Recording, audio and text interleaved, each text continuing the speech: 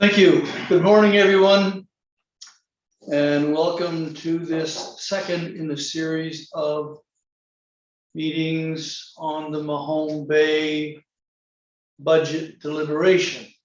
And welcome to the folks at home who are joining us on the YouTube channel, who begin by acknowledging that we are gathered again today in Mi'kma'ki, the ancestral, present, and future territory of the Mi'kmaq people. Today, we gather with the intent followed by the living peace and friendship treaties, and we do so with respect, cooperation, and coexistence. Members of council will call the meeting to order. You do have an agenda that was emailed to you. What is your wish on the agenda? Councilor Feeney? Approve it as submitted. Thank you. Do we have a seconder? Councilor Wilson seconds. On the question. All in favor? Motion is carried. Thank you. Let's go to the continuing discussion of the draft of the 2022-2023 budget. Mr. Hyde, will you begin, or will we go right to our finance manager? If I can just have a moment, I'll take it. Sure. So picking up from last meeting, we did have some great discussion last meeting. We haven't issued a new updated version of the draft budget yet. We figured there was still enough discussion to come today that we would do an updated version after this. We've broken the discussion out on the agenda in terms of general operating, water, electric, and capital projects of special operating. And then, of course, those staff reports that were deferred or requested for this meeting. If it is more, I think, conducive to conversation for council members, we certainly can start with the staff reports or break up the discussion in whichever way people see fit. I didn't mean to restrict the discussion happening in a strict sequence. That's not the intention of these meetings. So I did want to provide that level of flexibility, at least the chair. It's obviously at his discretion if people would prefer to see some of the discussion in a different order. And then just to note for, I guess, the viewing public, there may be items that come up for discussion under any of these that council wishes to discuss in closed session, or I might suggest to council that we move discussion in closed session for reasons stated in the Municipal Government Act. So if that happens, then our feed to YouTube will go away for a time. And that's just a necessary thing on a long meeting like this, is to have the closed session when it is convenient to do so. So all that being said, a lot of feedback so far. Leave it to the chair to see how you want to structure the discussion. Should we start with 2.1 or something else? Thank you. I would note that I believe under the 2.3 electrical utility, there are some issues likely to come up within that discussion that relate to the contracts that we have with various companies in the electrical utility operation, which will cause us to go in camera for part of the discussion. So when that happens, the feed to the home viewers, those of you playing the home game, it will cease. So our finance manager to talk about the general operating. Well, I just want to see if councillors would prefer to talk with staff reports first, or start on general operating and kind of. I think it was suggested at the last meeting about Mr. Hyde, if I recall, that there are issues within those staff reports that may impact the rest of the discussion. I would, my suggestion would be to at least cover the staff reports prior to the item 2.4 with the discussion around the capital projects and special operating. If we wanted to have general discussion of the general operating water and electric budgets first, we could certainly do that first. But I think it would make sense for council to discuss the staff reports before moving into discussion of the capital. That would be my suggestion. What is the wish? We'll do that. Yeah. We'll discuss the staff reports first, and then we'll move into general. Okay. Staff reports. So there's 4 staff reports presented. 3 of them have been deferred for previous, and one of them is new, the staff report on the old fire hall, which council had requested at the last budget meeting. So I don't know if there's a preference for the order of discussion there. We did touch on service extensions previously. Since we have new information on the old fire hall, let's start with that one. Yeah. So I'll just introduce this staff report. Council provided direction to staff back in April around the possible divestiture of the fire hall, as well as with respect to the relocation of the Public Works Department. So I have provided an update to council here. Also at the July 12th meeting, we did receive correspondence from the Scarecrow Festival Organizing Committee with respect to the possible use of the building in the short term. So we spoke with our insurer in that regard, and it was generally supportable. We have a standard user or rental agreement in place. That would be something that would be possible on council's direction. So this report basically includes 2 recommendations. One is the recommendation to approve a couple of lines in the budget relating to the possible divestiture of the one building and the possible construction of a new building. And then also a separate recommendation that council approved the request from the Scarecrow Festival for use of the community room at the old fire hall for the month of August and September of 2022. So those are the recommended motions coming out of this report, but happy to have any questions or discussion. Councillor Carver. Before we get to the discussion of the possibility of a pre-design and estimate for new public works garage, and I was curious about what site would be considered for a new build. Yeah, there's really 2 options as I see it, and I'm going to say right off which one I prefer. We have a spot here where the current public works garage is, so demolishing that and building new on that site is a possibility. Alternatively, the public works yard property, which is across Hawthorne from the new fire station, certainly the more likely candidate. I think that's where public works envisions a potential new building, if that's something the council would want to pursue. What we prefer to do to see this building demolished and that space become dedicated parking in relation to the town hall building, which would free up the spaces that publicly face Main Street to be used as public parking, rather than having staff ending up parking in the front of the building, taking up any of those spaces. Also might allow you to cap the roundabout. Yes, yeah, we've talked about how that would also help with the renovation of the parking area, which is actually included in the facility report on this agenda. Along those lines, I wondered if the Oakland Lake property where the intake is there, do we have enough property there? Would that be a site, a possible site? It's a very small property, but also like we had a barn there. So, you know, that footprint could probably just barely hold it. In terms of activities that are supposed to happen in the watershed, I think it would be a really difficult precedent. Yeah. Okay. Because one of the main things Public Works wants to do in a garage is work on equipment. And, you know, yeah, it's not something we really want to do right there. I guess as much. Yeah. That's good. No, yeah. Deputy Mayor. What about the weather, water Treatment. plant is? It's also a very tight footprint on the site. We really don't own any extra space big enough to put another building foundation up there. Deputy Mayor, are you referring to the Solar Garden property or the Swicker's Lane property? Swicker's Lane property. And knowing that we still have an unfinished business there with some parcel of land that might be. Yeah, it is possible that there are other pieces of land that could be acquired for the building.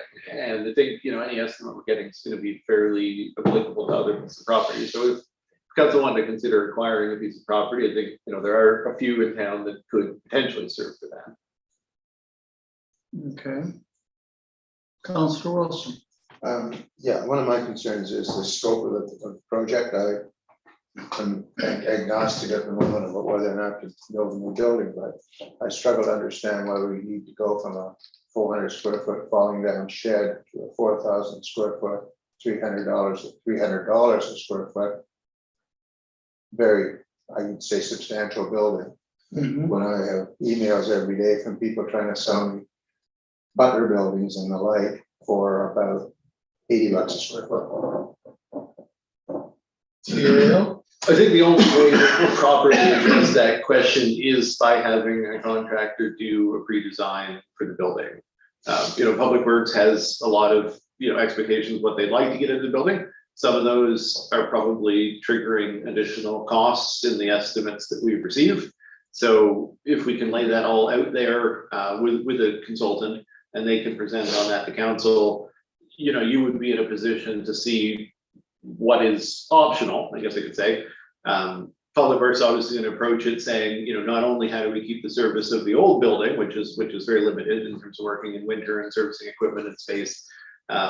Also what our new manager would prefer to be able to do, as somebody who operates a garage, who has a great deal of experience in terms of preventative maintenance work and what we can do in-house. I think his ambitions for them to be able to take time, for example, in the winter between snow removals, working on vehicles and things like that, themselves in a heated space is different from what they can do in the current building. So there is a discussion about what our expectations for the building deliver. Yeah, I guess further to that question, Your Worship, if I may, because it sort of made me wonder why we would need to go, because I know the preference is to go to the old fire hall. We would need to expand even more the 7,500 square foot facility for the operations group. When all the drawings I've seen show that all the vehicles fit quite comfortably into the existing bays that the fire hall has been using up to now. And if I recall correctly, there are 2 or 3 offices along the back of that building and a bathroom in the corner that is easily accessed, which would then free up the bingo hall part of the building for something else. So it could be a dual purpose building. Did you want to address that? Yeah, just quickly. We've got Councillor I just now wanted and to then reference Councillor that, Carver. so the 4,000 square foot estimate, that I think you're right, that the old fire hall is bigger than is needed, strictly speaking, for public works. I think it's just a question of compatibility of uses in the building. If an alternate use that can be conceived of can be compatible with the use of the building as public works garage, there is more space in that building than public works, strictly speaking, is looking for. But that being said, one of the things that the town does need and is always sorely in need of, both for public works and utilities, but also even just administration, is storage space, to be frank. And we really lack proper storage spaces in town. A lot of things stored in containers. As you know, containers aren't even permitted for long-term storage in Mahone Bay, so we're storing them in MODL, so that's pretty awkward. And as far as the town office storage and record storage, we have a constant challenge juggling appropriate storage space. So, yes, we would expand to fill the available space. Do we have to? No, and there possibly are compatible uses. I think we need to think about what type of uses are compatible with the public works garage if we start going that direction. Okay, Councillor Noun and Councillor Carver. Part of my question was already been answered, because I was going to ask whether us doing these here precludes the possible use of the fire hall, because I'm still leaning that way as to a more reasonable way of dealing with this. So I just will no way preclude the possibility of using the fire hall then. The way that I understand these requests from council to have been framed is that this will provide council with enough perspective to make that decision. So essentially, we are spending money that if we decide to stay in the fire station for fire hall for municipal purposes, this money isn't providing a ton of value, but it's value to council's decision-making process. And given the substantial nature of this decision, it's a reasonable thing to put that kind of money out there to get the information you need to make the decision. Okay, Councillor Carver and the Deputy Mayor. So if I understand it correctly, the $12,000 for the pre-design estimate for a new public works garage would include the possibility that it go into the fire hall, old fire hall? It wouldn't, but it would be put up next to that. So, on one hand, we'd have an assessment of, continuing to use the building, and on the other hand, an objective third-party analysis of what a new building would consist Comparison. of. Okay, so I would like to suggest that the pre-design and estimate for a new public works garage include the suggestion that came from Councillor Wilson a few weeks ago about the prefab, which in his estimation would be, I don't know, a quarter of the cost that Yeah, we would definitely include that in that discussion. Yeah, doing that with a contractor who is going to be able to assess the prefab options and how they best fit with what Public Works' needs would be. And they can say, here are the limitations, which council can then consider. Deputy Mayor? I just wanted to probably note that for this particular conversation we've had, I think we did discuss it quite a lot. So I would urge us to sort of focus on the motion, because I think we in many ways crafted this motion. So that we can move forward to the next items. If you maybe just to refresh our memories, we talked about it a lot last week. And the conclusion was we came to, for these budget purposes and for us to move forward, having these items in the budget will help us. And I think in how we go about with the pre-designed portion, there will be a chance when those whatever suggestions come to council for us to deliberate whether those are actually viable for us or not. We're not making a decision on how that process will be, or where we're just making a decision based on just we need to allocate this money so that they can actually get spent. That makes sense. Okay. Because I know we have a lot of heavy items going forward. So I would want us to. Mayor, taking the deputy mayor's advice, I'd move the council approve the addition of $8,000 for the survey and valuation of the old fire hall property and $12,000 for pre-design and estimate for the new public works garage in the 2023 budget with corresponding transfer from the operating reserve. Okay, and Councillor Carver's suggestion that when that work is done, it also reflect the option of a, what do you call it, Mr. Wilson, pre-built tilt-up structure? I'm sure all the Yeah, engineering an options engineer, we reviewed. Okay, We reviewed it. I second the motion. all right. On the question, Councillor, or Deputy Mayor, did you have a comment? Okay, on the question, all in favor? Motion is carried. Mayor, do we need a motion on the Scarecrow, the rental? I If think if it we're would gonna be do it, like- I definitely need motion. Okay. Yeah. I think it would be Well, fair appropriate. enough, if you'd indulge me. I'd also move the council request from the approve the request from the Scarecrow Festival for the rental of the community room at the old fire hall for the months of August and September 2022, and direct staff to draft an appropriate rental user agreement for signature. When is the Scarecrow Festival scheduled for? October, is it? So I'm just seconding the motion. Okay, thank you, Councillor Carver. I think it's early October. Okay, early October. All right. That's what it usually is. All right. I was just thinking if it was late in October, they might need some time into November to clean up from whatever they're gonna do. Okay. Motion is moved and seconded. On that question, Deputy Mayor? I just have a question based on that comment that you just made. Would it be, rather than have this come back for us to extend or do anything, will it be better to say we are approving more than the 2 months that we put in the motion? I think in terms, my recommendation would be that we be quite specific on that, just in terms of, we had a previous discussion around a long-term commitment to this building, obviously. Council needs to be free to make their decisions. So if there's a request to extend it by a month, I don't think it's difficult to have that considered in just a request to extend it by a month. The specific request that we received cited the months of July, August, and September, and we're already at the end of July. So yeah, we could add October, but they didn't ask for October.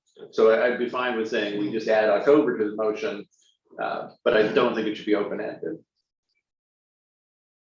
So motion is for September and October. Okay, so we put in October if required in that You motion. can say August, September, and October if requested or required. Yeah, I think that's fine.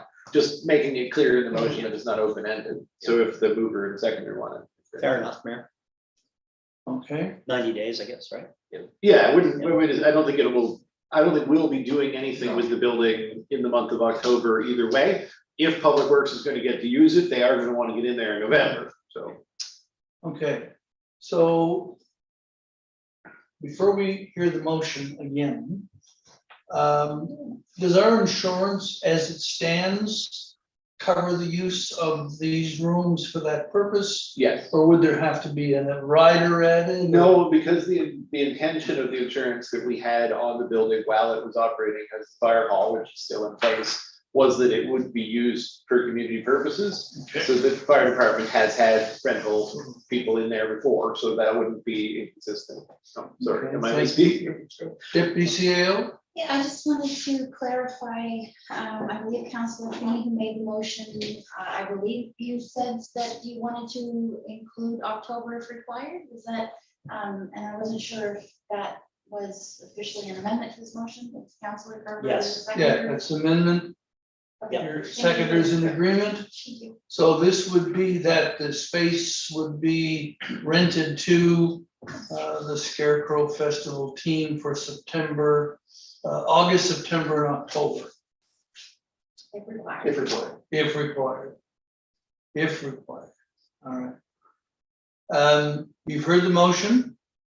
On the question, all in favor, the motion is carried. Thank you.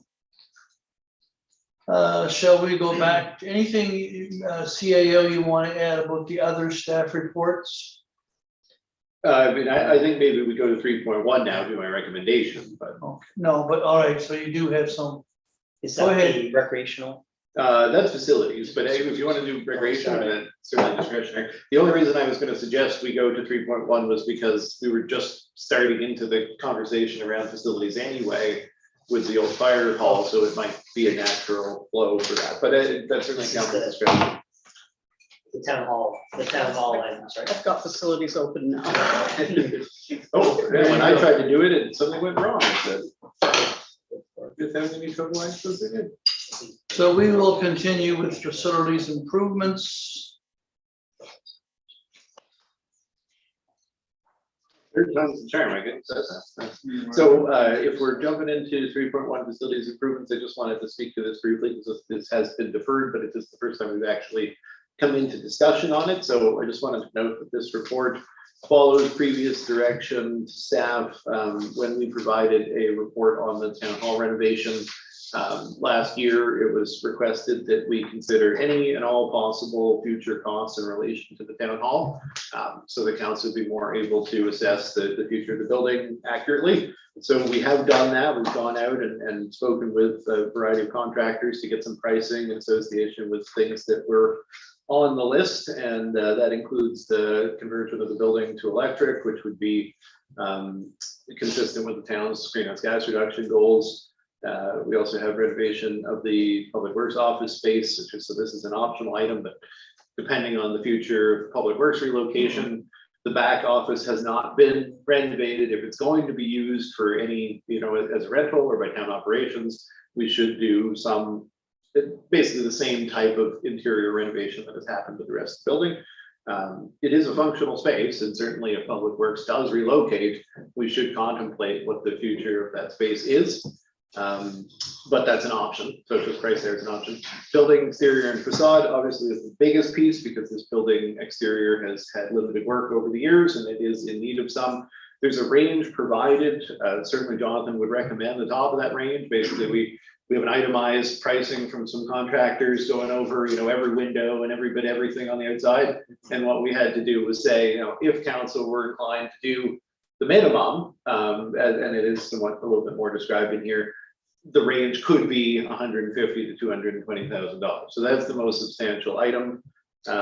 Property improvement and pedestrian access, we just touched on when we were discussing the last item with respect to the garage, which is we have previously approved a pedestrian crossing on Main Street, and that would necessitate a reconfiguration of our parking area, which I would recommend anyway to reduce the possibility of an accident happening in our parking lot the way that people use it currently.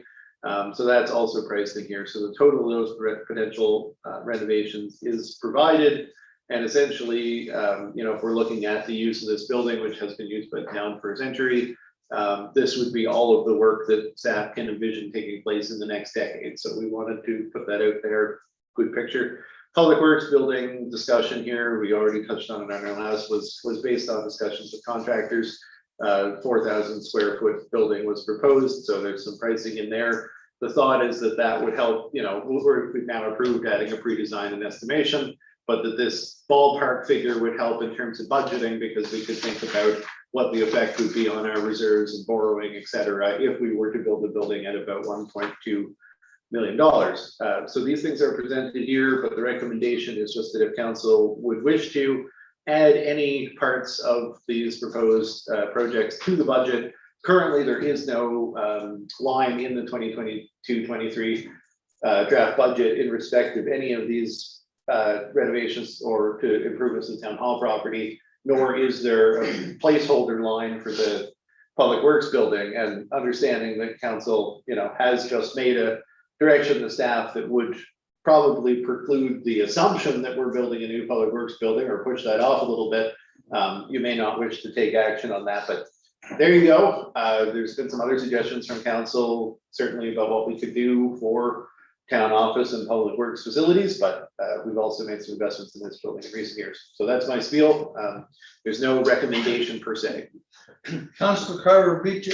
Councillor Feeney, I mean, Councillor Feeney was about a split second before you, so. Go to the video. Mayor, so I think we're on the right track. Like, I think that there's a real value in introducing these topics for now. I know it's August, so even if we wanted to fund these projects this year as a priority, it would be difficult to really actually, you know, consummate the initiative just due to timing. So I do think it sets us up for a more detailed deliberation, probably for next fiscal year on the big ticket items, specifically the exterior of the town hall as an item. And of course, we've already deliberated at length the issue around the Public Works facility. One thing I would think is helpful is, I guess, drilling down a little bit more on the conversion of oil to electric for the town hall, which is kind of is a big part of, in my mind, some of my thinking around divestiture of the old fire hall, because as we know, we made a significant investment in the new fire hall to ensure and incur, you know, substantial increased costs to make sure that it was electrified versus heated with oil. I think that was I think that's a benefit to the town, benefit to the utility, benefit to the environment. And so I do think there's an economic benefit too. I just don't know what it is. So if we spend $20,000 and move off oil and move to some other alternative heating source for the town hall, is that actually going to save us operating costs? And I'd be kind of curious, because we look at this and say $20,000, I believe, is the estimate in the deck. But maybe if we're going to save $3,000 a year on oil or lower overall heating costs, I mean, there's a real business rationale, like economic rationale, by why we might want to accelerate that investment. Like what's the virtue of doing that investment in the fall versus next year? Well, maybe it wouldn't break my heart if we could quantify that. So that if we were going to take advantage of it, it's clearly better to take advantage of it now versus wait a year, and if we're going to save a couple grand a year on heating costs. And I think, given the spirit of the motions that we just passed, which essentially saying some facilities discussions, as you say, will go on past this annual budget process, and likely much of it will end up being reflected in future years. If there was a motion to direct staff to produce a report on the heat conversion and life cycle costing, or however you want to put that, I think we could get that report back to council in the same time frame that we're talking about with some of these other facilities reporting. So we have certainly could do that. We have a home rental program where that Martha organizes, where you can actually rent heat pumps and pay for it in installments. It's like, great, we'll take 10, for the town hall. So I just wouldn't, if we could receive a report or even just an email back to say, like, really, what's the economic, what's the operating cost savings? Like maybe it makes sense to accelerate that. Anyway, you get the point. Just one note of caution before we go to Councillor Carver is to confirm with our insurance company whether we can have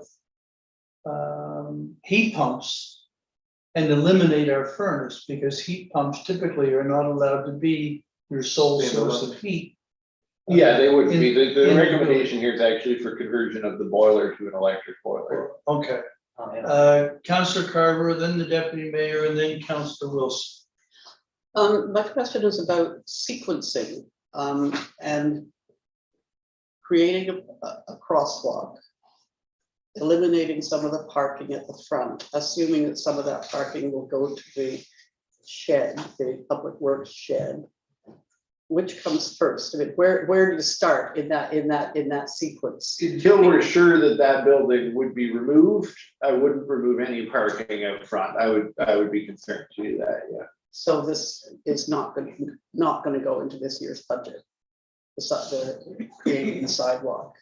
Yeah, I don't think that it would in the end. I think it most likely would be something for next year.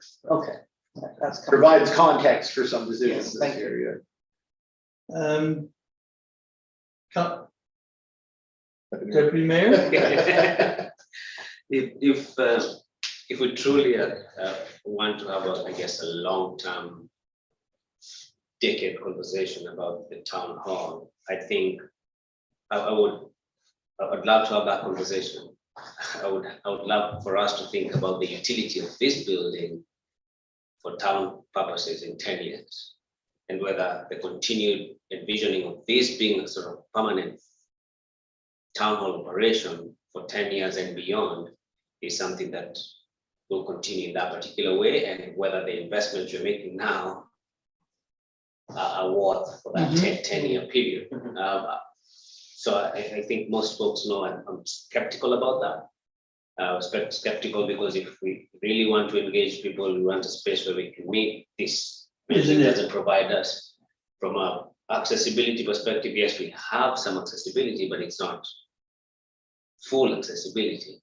There are portions of the building that folks cannot access. And so if we're going to continually put in money into the building to make all these improvements, are we best placed to just have a very good conversation about, I know there's history, there's emotional attachment to this place and being here.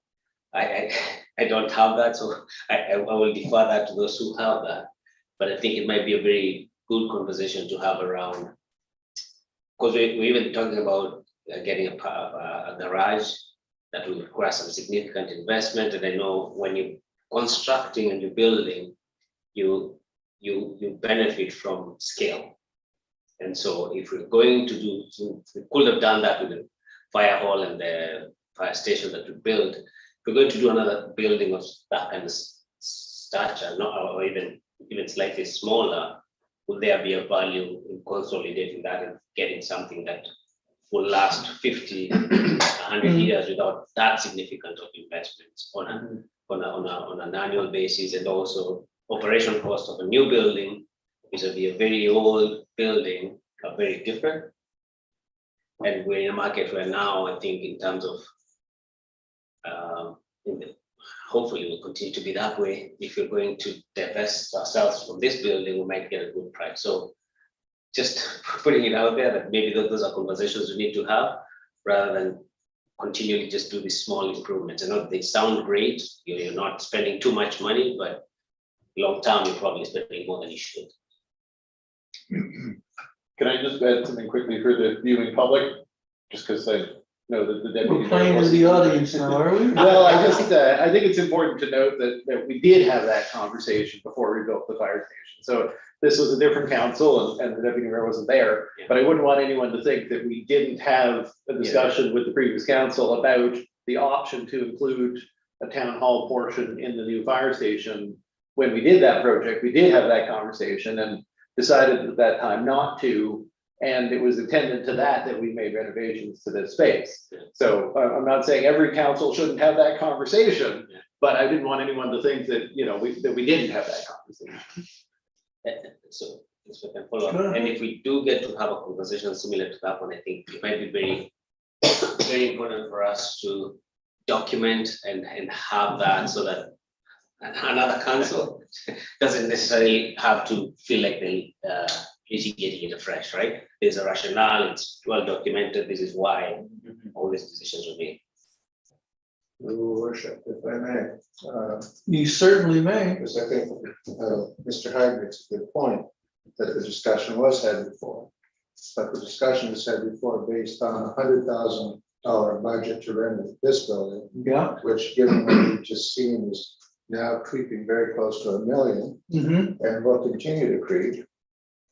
And I think had the council of the previous years looked at real numbers, the option of going into the old fire hall with the town hall office operation and the operations people themselves, the garage part, would have been much more compelling and might have won the day. Mhm. I mean, it's very tricky when you're dealing with numbers that are fluid. I understand that we have to be a little bit more careful about the numbers we're using. I think the numbers that we have seen this morning about future renovations, probably okay, but I can guarantee you that even the high number is on the low side with the building that's over 100 how many years old this building is. And we know that from experience because we just went through it. Okay, thank you. Any other comments? Is So, there Joe, do any, you is wanna there make a any, motion? is there any consensus that coming back to council within this budget window on the oil to electric conversion makes sense? Like I'm not sure we could squeeze it in, but at least at some point in the fiscal year before the fall. I don't even know if that kind of conversion can be made before the fall. If it's even possible or not. If you're talking about heat pumps, I think it's possible. If you're Well, talking or- about putting in electric radiators, which mean 220 wiring, that, you know, the whole thing goes up a notch for electric heat. And I defer So I to kind guess of I'll the general consensus here, To but jump in, but we were talking about replacement of the boiler, so that actually is something that could be done this fall. I had tried to encourage earlier that your motion, if you wanted to make one, that staff be direct to come back with a report on the operating cost impacts of the conversion of the town hall to electrical is something that you could make now, and we'd have it in September, October, so. you I know, think, we'd I still have think, time I think if you that's, want I to. think that's a lot, like if we could spend 20 and save 5 in 1 year and have like a 4 or 5 year payback, like, you know, it's not logical to defer that. You'd rather recoup the benefit right away. Anyway, but I think council really couldn't deliberate on the merits until we saw that report. So I'd like to move that council direct staff to report back with a report on that item. And then we can, and the timeliness of that, Dylan, I guess is at your discretion, if that can be accommodated Well, within we're the not budget gonna meet process till or September, October. Yeah, it won't be within the It's- budget process, It's but still just gonna be Yeah. still gonna be a. I would suggest, after having attended a meeting earlier in the week, when the full impact of the cost of oil on our electrical, which we purchase from NSPI, such as it is, and the effect is going to be rather shocking.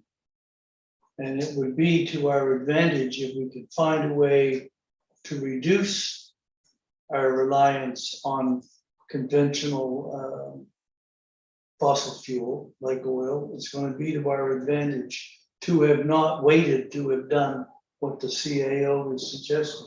Councillor Curran. I'll second the motion, and then I have a question if I may.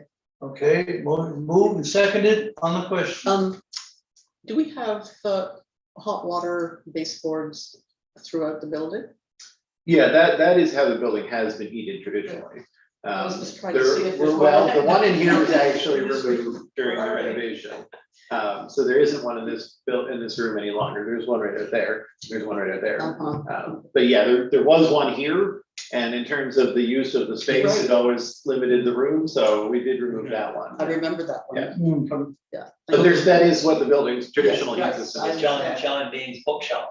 Yeah, and even on the main floor, or on the ground floor, you might think that those are electric radiators because they They're appear hot like, water. but they're actually hot water. They're just new. They're not the. Because it's the source of the heat that feeds the water that goes to the radiators that we're Yeah, talking yeah, about. because that's really the only oil burning right now is we're burning oil to heat the water. And it's Yeah. being off the building. Okay, Councillor Wilson? Well, just to point out that this is putting in the electric boiler is a bit of a figure because you have to have it for insurance purposes. But the reality is the other piece of that puzzle is the $20,000 for heat pumps. And in reality would be that that's what we would use to heat and cool the building, right?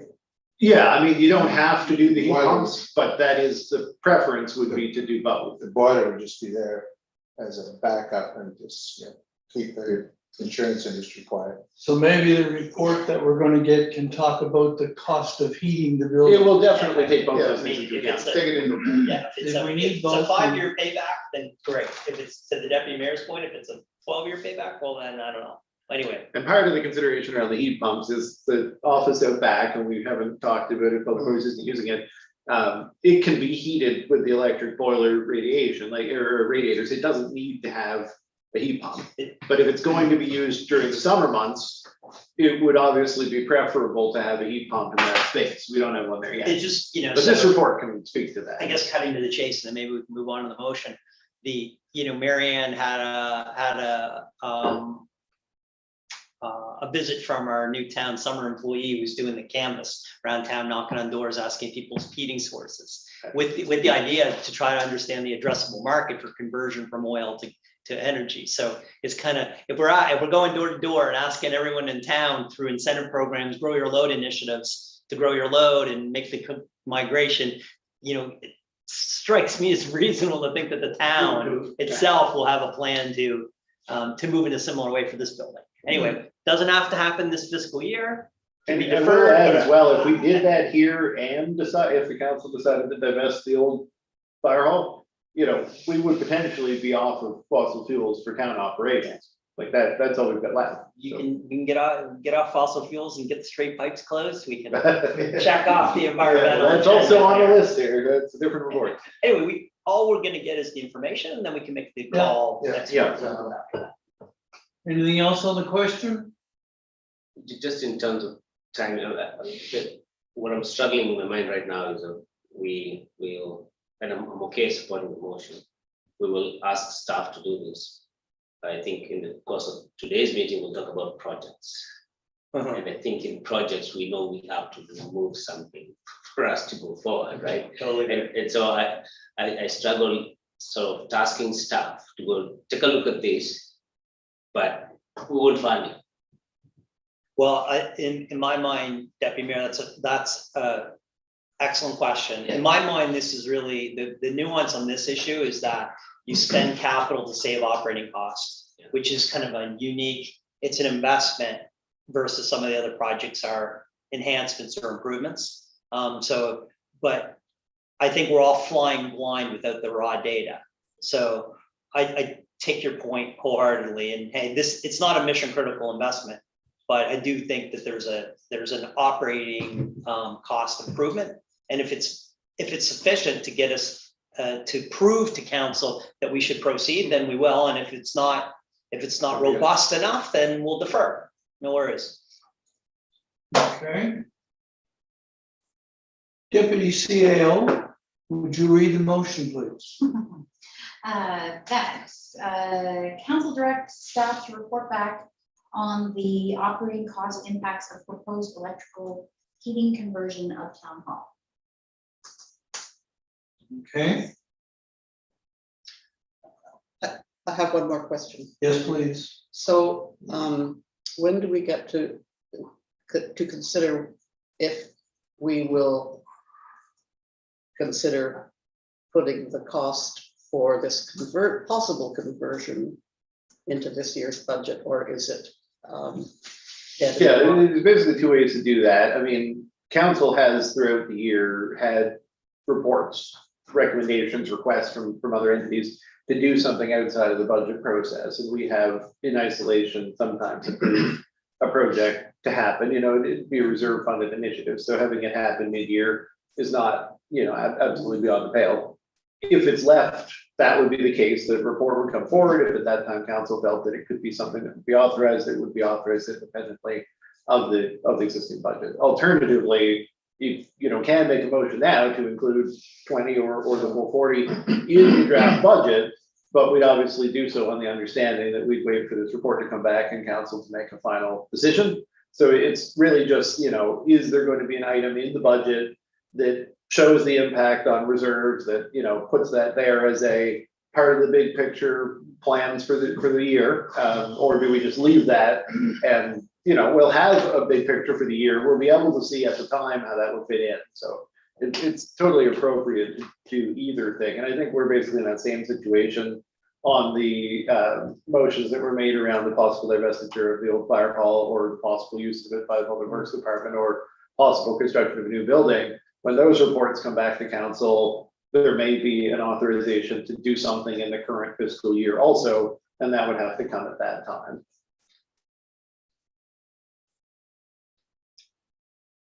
Okay. On the motion, all in favor? Motion's carried. So that is probably that staff report as far as today goes. Okay, We move on to 3.2 recreational assets. all right. So just to introduce the recreational assets, there's been a couple of directions to staff in the past year to assess the possibility of different recreational assets, and particularly with respect to ice surface. We had some conversation about the use of the pond at Jubilee Park and alternative options. Also, in the prior year's budget, it was identified, and it was identified through our asset management commission assessments, that the pool, the home bay pool, would be in need of some renovation in coming years. And the 10-year capital budget plan for several years now has included a couple of other recreational items that we keep kind of pushing forward by a year. And so essentially what I did with this report is I didn't include any of these in the existing draft budget. I wanted council to direct staff as to which of these might be included in the budget. These are, with the exception of the pool, these are new proposed assets, so they're certainly discretionary. I did want to note that the pool, if we don't undertake to do a proper assessment, and I put down what we would recommend here is that we do a review. It's a 3-part review, and this is this year with respect to the pool. A condition assessment is needed. A usage assessment is recommended. It was recommended by our asset management consultant as well. And then an accessibility assessment is obviously a requirement under the Accessibility Act and recommended by the Lunenburg County Accessibility Plan. It would be in our operational plan. So I don't think that we're necessarily saying put any of these in the budget to be actioned immediately. In some cases, there may be additional work that would be needed, but this is your, again, context on recreational projects. Happy to take questions if there are any. Councillor Wilson. Thank you. The notion of a refrigerated ice rink at $100,000 or so was, I think, a reasonable thing to put in the budget. At 400 and some thousand, I think it just needs to be scrapped. I think the splash pad and the other initiative, whatever that is, need to be scrapped. The pool is there, it exists, it has some pretty good uptake. I think the work that needs to be done surrounding the pool to keep it viable should be front and center in this thing, and that should be it. Thank you. Oh, different. Deputy Mayor? So I hear the sentiment, and so rather than scrapping, for me, what I would say is that these kinds of investments, the way I would envision them is council working with the community, with the notion that the community can do a lot of the fundraising and legwork, and council can have a portion of support to that kind of project. So I know there are folks in the community who might be interested, for instance, in the skate park idea, because they have ideas about it. But if we scrap it completely, I'm not saying council invests this kind of money, but council, these are, for me, sort of things where council can provide the leadership and show sort of in its 10-year plan a commitment that the council could potentially think of investing X amount of money into it, with not covering the entire piece of work, but covering some. So for instance, the way it's similar to how we do the ICAP budgeting piece, where we know that government has to come with a particular portion of money. So I would ask us to consider that kind of, well, from a long-term planning perspective, that kind of approach, and maybe just seed that idea or those ideas into the community so that they can see the light of day at some point, because I think there could be some substantial improvements to the community. So rather than just scrapping them all together, is finding a way, we'll not be able to cover them in this budget, I don't think, but finding a way to make sure that in our planning, long-term planning, we still show up. CAO? Some American municipalities have made use of websites that are not really in existence in Canada, similar to Kickstarter with respect to recreational endeavors. So it sounds like maybe something along those lines, where if people were to donate money up to a certain point, it would motivate moving forward with the project. As far as how to keep it on the books, I'm not sure what to recommend. Almost anything involves work, which is hard to justify if it's a hypothetical at this point. Councillor Feeney? Just a couple thoughts. How I would keep them on the books would be to simply add them to our 10-year wish list for capital initiatives. So, which is kind of a enduring document. Which is where the splash pad in the agility park has been. Right, so I Continue to do that. would maintain them on the long-term 10-year list, just so that they're top of mind.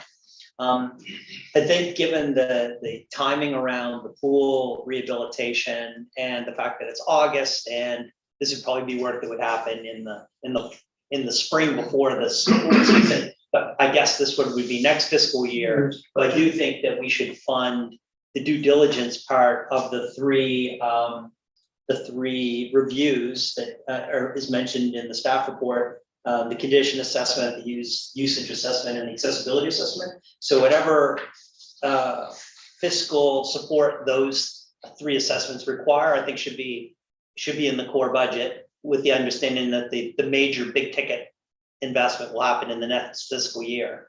So I think that would be a wise thing to do. I don't know what that would be, Dylan. It's probably plus or minus $5,000, give or take, to do that due diligence. And the third thing around recreation as a whole is we do have recreation facilities, but we don't have any dedicated recreation funding, as you all know. I think our recreational and cultural trust, our line item reserve, is the same number as 10 years ago. So somebody someday, many years ago, put $3,413 in the recreational trust fund, reserve fund, and we've never added to it. We've never taken away from it in a decade.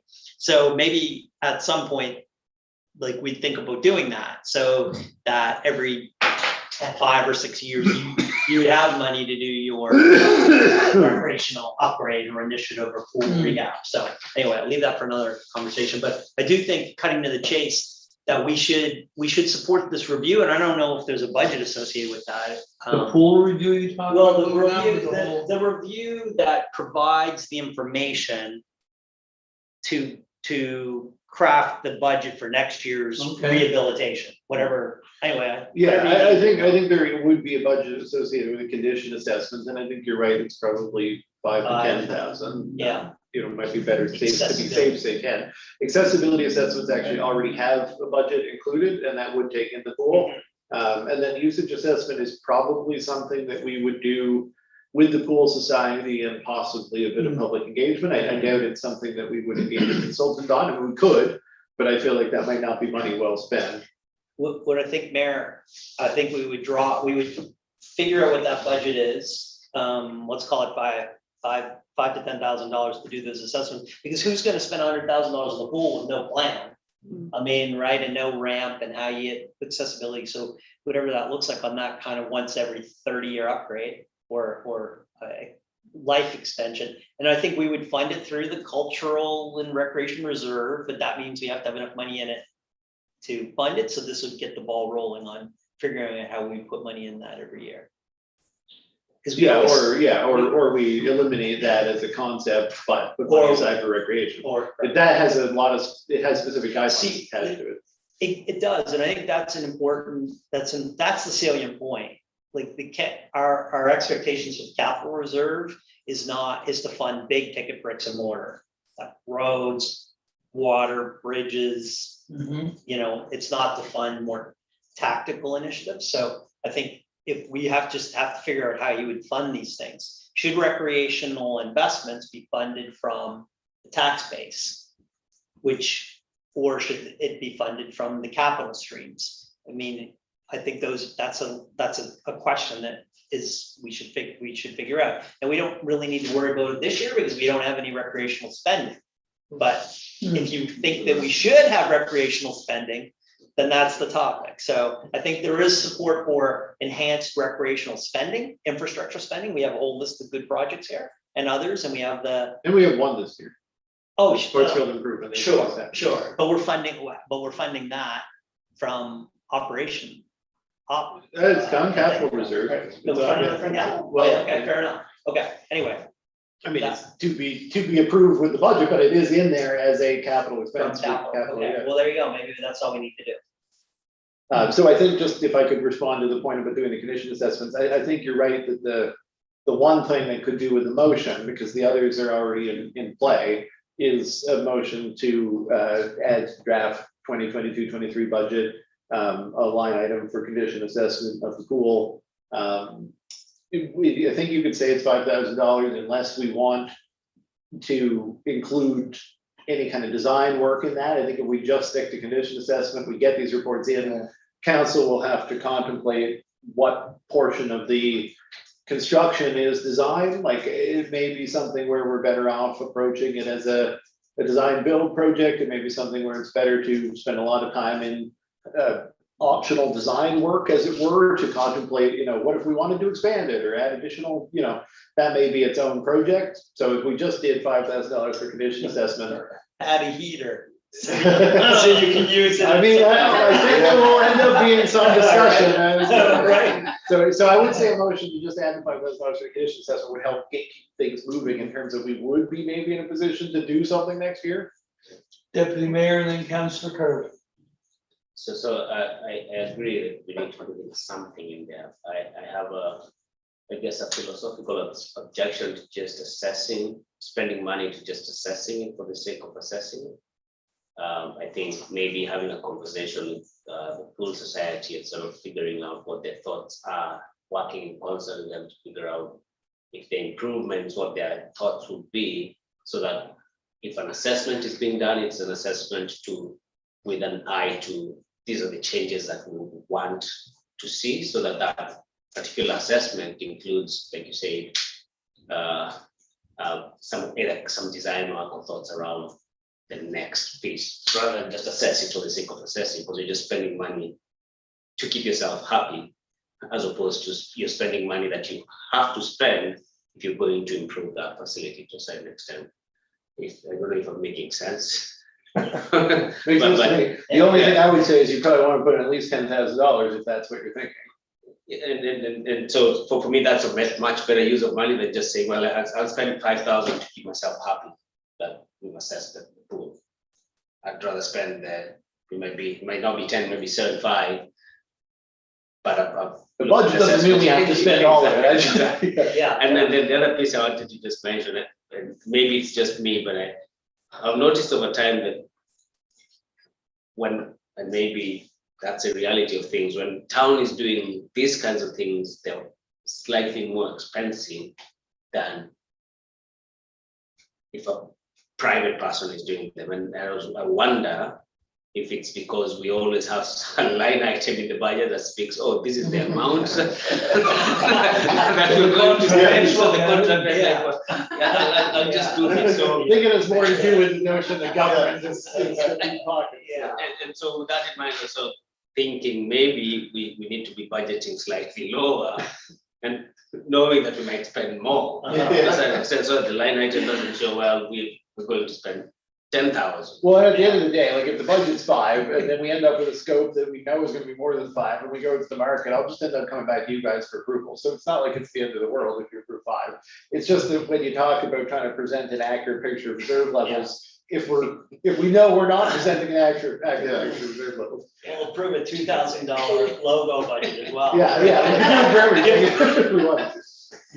Councillor Kirby. I'll make the motion to put $5,000, sorry, in the budget for the condition assessment of the pool. Thank you. Seconded by Councillor Now. And Councillor it was- Carver? Yeah, I just think it's really important in terms of the various items that were mentioned in this recreation report. I think it's really important that we focus on an existing facility that we have that has already served the community very, very well. And it's very popular, and that we ensure that that is in good condition before considering any other recreation facility. The agility park and the splash pad, as has already been mentioned, are there because it's on the 10-year capital wish list.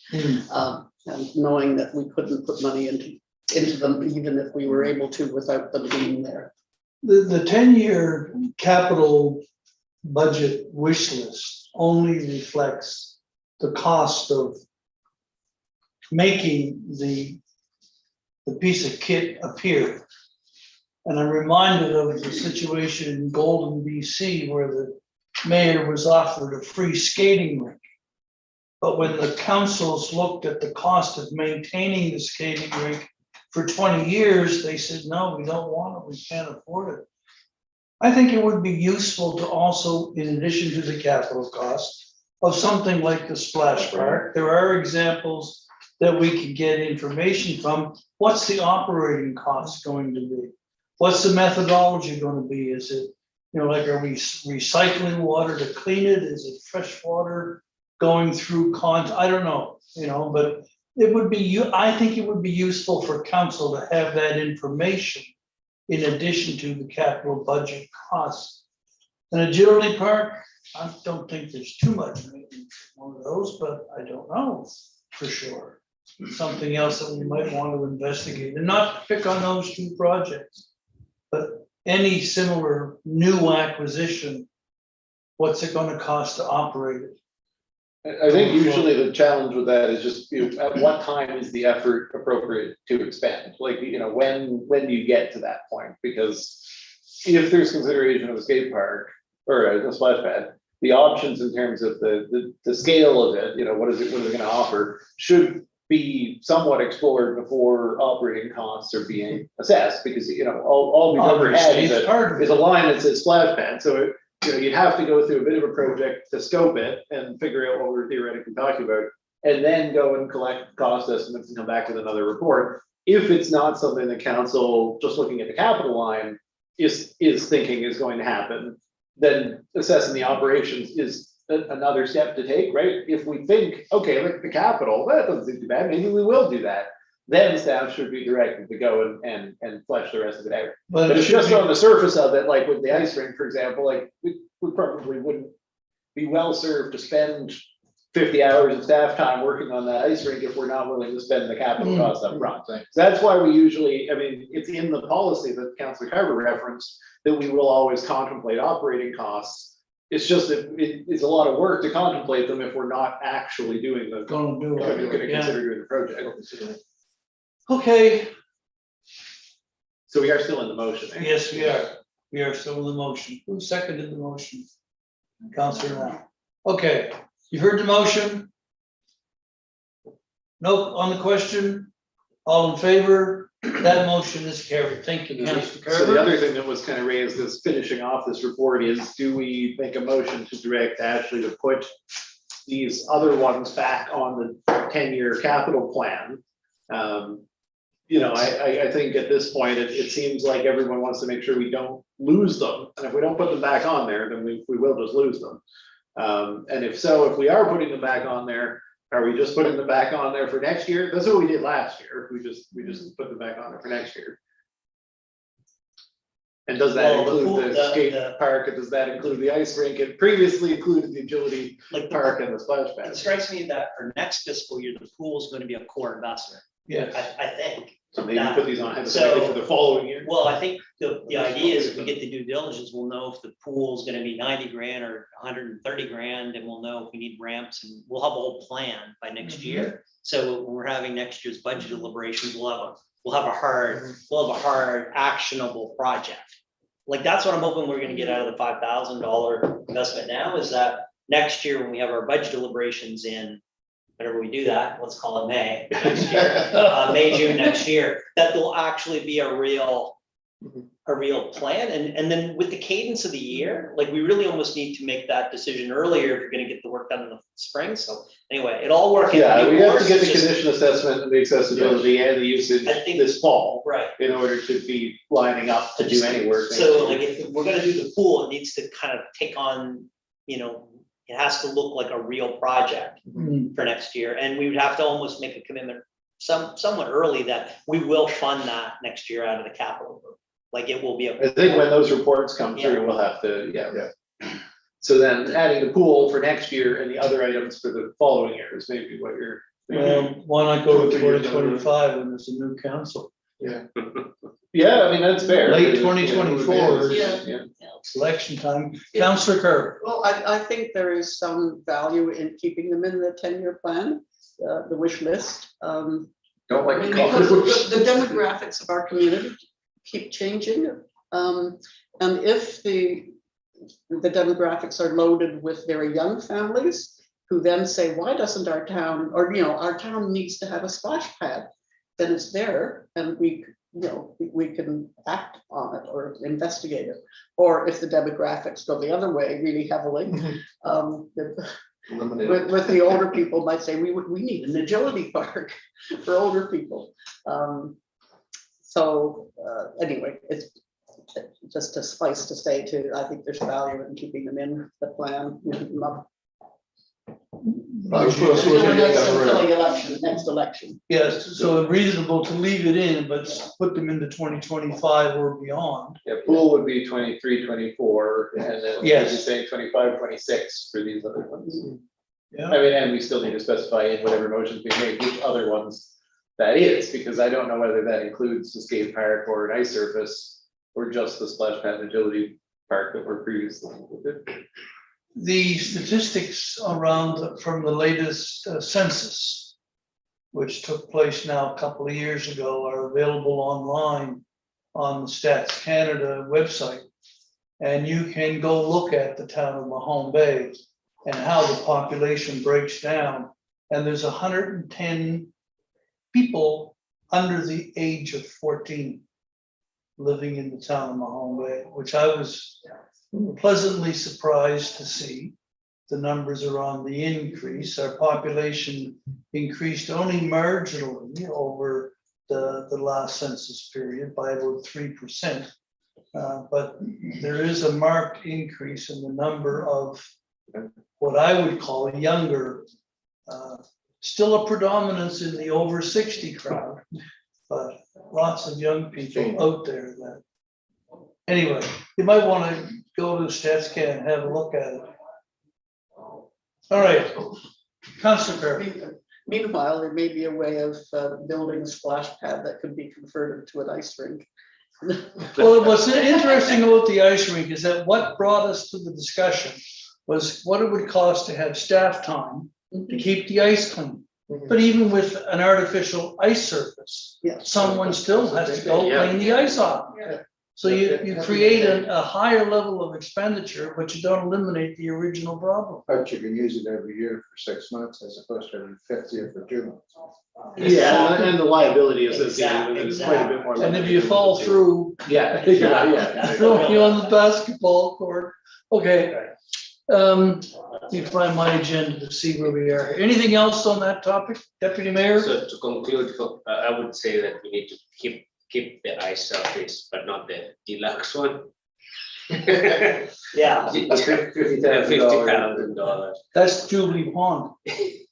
Well, it can be done simply. I think that the deluxe one is pretty high level.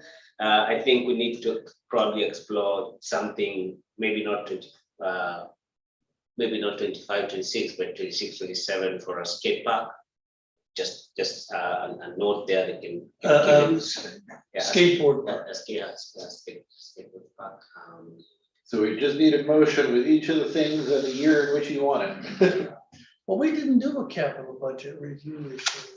Did we the way we used to do? it's not 1 o'clock yet there. We're getting there. Okay, Yeah, I can move a motion to include those pieces. So I'd like to move that we include the ice surface construction with a $50,000 budget for the 2024-2025. That's what we say? No. I think it was 25. 25, 26. After the election. No, okay, yeah, and then I guess 26, 27 for the skate park. Staff will find an amount for that. What else have we provided me? For the, we've already moved for the pool, right? No. And for the pool, an assessment to be done. We didn't do the actual capital item for next year was the thing. And will that be 100,000? That's what we'll use for now. Okay, and then for the pool, 100,000 for 2020. 23, 24. did you want to amend his, to include the splash pad? And the agility part, those are also missing. Yeah, that'd be 24, 25. That will be 24, 25, so I think the suggestion was 25, 26, again, just to put it after the next after the election. next election, okay. At 150,000 for daily participation. More, I'm sure. Yeah, more yeah, going on. So the agility park, the splash pad, And skate park. and the skate park are in 25, 26. 25, 26. And the ice think it was surface the other is way, in wasn't it? 24, 25. No, you wanted the ice surface, The ice the agility, surface, and the splash pad in 25, 26. 25, 26. The skate park in 26, 27. 27. The pool is in 23, 24. Exactly. Okay, Thank you. That's what I written down. Looking forward. you second that? You've heard the motion. Sorry, just one second. Ice surface, skate park and agility park for 2025, 26, pool for 23, 24. Ice surface is 25, 26. Skate park is, Thank you. I have written down skate park's 26, 27. Yeah, me the too. skate park was the difference. Okay, and then the pool's 23, 24, splash pad 25, 26, and agility park 25, 26. Want to hear it? Well, come Yeah. 2027, people are gonna be loving It's gonna be a great place to be. Come to our There's a town. lot to go on. Hopefully there'll be some. Hopefully I'll be in town with at least one more child soon, so we're looking forward to the pool and the splash pad. You know, then, quickly. Is that an announcement? No, CRO? no, we'll probably be in town next year, but it's not an announcement yet. I think it's time. I meant about the one more child. not Oh, no. the- Not an announcement Town. yet, no. Councillor Gerber. Your worship, I just thought of one more recreation facility that it hasn't been part of this discussion, and I wonder if it's appropriate to put it on the table at this point or save it till next year's capital wish list discussion. Go for it, Eric. Just put it out there. Tell us what it is first. There's been the discussion about the deterioration of the in Jubilee Park. And because of partly because due to its increasing use by cyclists. So that one thought would be to develop a dedicated trail for cyclists in the park, within Jubilee Park, to try and, in an attempt to channel the activity so that it's not randomly going everywhere and destroying the moss and the other undergrowth in the park. So in short, that's Yeah, that was a little bit complex because we've already got three things arguably in the operating budget that are leading towards that type of conclusion, but I guess just, are we gonna end up at that place? So this year we're doing natural asset condition work. That will include condition work with respect to Jubilee Park. And then we're also doing urban forest master plan development this year and next, which will also speak to Jubilee Park from that perspective. And then we're also requiring under the Lunenburg County Accessibility Plan and our own operational plan to do an accessibility audit of Jubilee Park. So all of those things will probably give rise to, I would expect that recommendation, what you're talking about, because I've raised that before and I know that it has people have mixed feelings about it. So whether it makes sense to add a placeholder, I wouldn't venture a guess as to the cost. or whether it makes sense to leave it for all those other processes that are happening this year to then assume that we will. I think we can assume that we will get to that conversation, but I don't know if it's premature to try to put a number and a date on it right now, but that'd be my perspective on that one. Just as long as we keep it flagged as, Yeah. because the deterioration is pretty significant in the park. Hmm,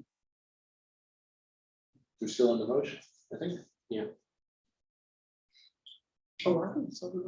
That's okay. I think so, but it was fine to bring it up there, because if you were gonna add it. You seconded the Oh, motion. I thought we had done it. Sorry. Yeah, we already did. No. We were just gonna ask the deputy CAO to repeat the motion for us. Okay, I'm phrasing it, but I've got the $100,000 for the pool for 2022-23 for the 23, ice 24. surface. 20, okay, yeah. Yeah, I'm yeah. getting it all. Sorry. Okay. Pool 22-23. The ice surface splash pad and agility park for 25-26, skate park for 26-27. That was it, but yeah, those are the five. Yeah, thank you. But those items are going into our capital budget plan. But the pool is gonna be part of the fiscal year next year. Yeah, it's still part of the 10-year plan, like Okay, that's where we put next year's stuff. I don't wanna create the confusion that council was sitting here today saying, we're gonna do this, then next year, then the year after that, we're gonna do that. What we're talking about is the capital budget wish list. That's what Yeah, I mean, it But is we our are making a capital plan, commitment. but we're not committed to doing anything beyond the Yeah. current Yeah, year's. long-term Yeah, plan. but we are committed to the swimming pool, as Councillor Carver, I think, suggested, to maximize the utility of existing recreational resources. Yeah, because that's the other dimension, is there may be some funding. Okay, with that understanding, you heard the motion, all in favor? Motion is carried. Sorry. Mayor, can I suggest that? My bicycle war Can I was, suggest a 5-minute break? thank you. So do you want to cover there's only one last out for it, we've already been Oh, over fair it to enough. some extent, maybe we could just get that one done. Sure, let's do that. So this would be the service extensions report. We did talk about this at our previous budget meeting. We mulled over the different possible service extensions. I think that there was essentially this was left up here, I think, because there was a thought to the possibility of doing something with just the Cleveland property request. Ashley, did we send, I'm just thinking all of a sudden, did we send that by email, the analysis? I sent it to Joe and Joe and I've kind of discussed it. So it's, sorry for everybody, I didn't realize that now that this is coming back up, I think everybody was curious, but Joe had actually requested a breakdown of the income to the utility that would be generated by the additional connection. I guess suffice to say, it doesn't come close to the capital. No, I guess the thinking around, I think there's some direction to staff already to talk about the main street extension out to the Mater's Cove property line, the Mater's Cove town boundary, and potentially working with modal, and like that's a more complicated project that would need to get. And we did that direction already. from Yeah, council. so I mean, I don't And if think, we hear back no on the ICIP funding, then we'll Right. have to come back to council anyway, no, for that one. exactly, so, and I think the note speaks, in plain language about why we would want to defer any decision around the Kinburn extension for the time being. Just because there's no economic driver at the moment. So it really comes down to the outstanding request around the Cleveland property from the homeowner and their family, maybe 18 months ago or so. Mayor, I think that request came in. Yeah. And then finally, like, at some point, we have to make a decision about that, knowing that the investment is marginal at best, even with the most optimistic assumptions. And Ashley and I were playing around with, I would say, some aggressively optimistic assumptions, and I think you characterized it as marginal, to be charitable. So at some point, you just have to decide, are we going to do this or we're not going to do this? So if you believe the average annual revenue from an average household for water is around, say, let's call it $900. Yeah. It's a long-term payback if you even over with a 40-year life. So you have to believe that providing town services generates other tangential benefits beyond the water revenue. So do you believe, so in our kind of our back and forth, I'd suggest that the assessment value improves as well. Because a house with water is going to have it's going to capture a higher market value than a house with no water services. That would be, I think, a reasonable business case assumption. So if you kind of include those benefits, it becomes a lot more palatable. And then you have a payback within a more reasonable amount of time, or at least you know that over the life of your asset, you're going to get a decent rate of return on that. So that was sort of the back and forth that Ashley and I had over the last few days. In any regard, we still have to make a decision if we're willing to proceed or not. Deputy Mayor. Hopefully I won't open up a can of worms, but I'm just curious. Does the town have access to the property that's post after the soccer field through that road or not? So we have access off of Fairmont Street. It's always been a historic access to that property, but it's located, I have to reference people by name, I'm sorry, it's just the only way to do it. So after where David and Tim Worthington are, and across from Tim Mary, there's an entrance there that belongs to the town. Okay. So that's the historic entrance to that property. I will note, and it kind of came up in discussion on this last week, that we also have adjacent property off Hawthorne. And so even though it's kind of hard to imagine, we have contiguous property from the Hawthorne road frontage across the trail into that property also. So, but we don't have any property that we own that is contiguous to that property off Fairmont further down from that entrance. So in the area we're talking about, the town doesn't own any piece that would have road frontage on Fairmont, I guess is the question. How much of an access do we have there in terms of? Well, it's at least 60 feet. It's the one that is across from Tim Mary's place, yeah. It's an appropriate access for that property, but if we wanted to subdivide the property, it's obviously located on that part and not the part down the bottom of the hill. Councillor Kirby. I would like to move that we put $40,000 in this year's budget for the extension to the specified property.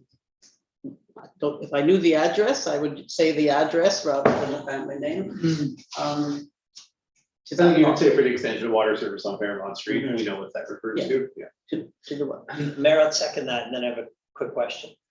Okay, thank you. On the question, Councillor Feeney. I know that in other parts of the budget documents, we are contemplating chip seal down the tail end of that road as well. So I don't know if you view these things as complementary projects. It's also in here that, so basically Fairmont Street, Stovepipe and Park Street are the only gravel roads that we have left.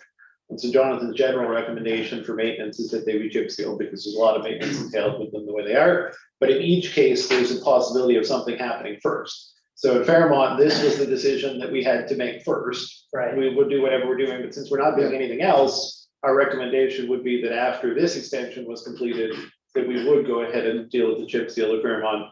Stovepipe has a single property looking for development. If we're putting lines into that property, it would be after that we would contemplate chip seal of Stovepipe. Park Street, there are no current proposals because essentially we have the Kinburn question, right? If there's no wastewater on Kinburn, then there's no wastewater on Park. There is water on Park, but ultimately we just have to make a decision. If there's no current development pushing for Park, we could chip seal it, or we could just continue to wait and see if there's ever a decision in the future about putting pipe services on Park Street. So it's not like it's the chip seal is not that expensive, so it's not at the end of the world. If it has to be dug up 10 years from now, it would just be a shame to do it in one season and dig it up. If we approve that motion today, would, like, what's the process where we talk to the homeowner, let them know that it's happening, and then talk to all the adjacent homeowners and all the way down Stoke Pipeline, like, let everyone know that this is occurring? Is that something that would involve, that would happen throughout the fall? With Stovepipe or Fairmont? On Stovepipe, there's only the one property that would receive service, so we're just basically waiting for that to happen or not happen.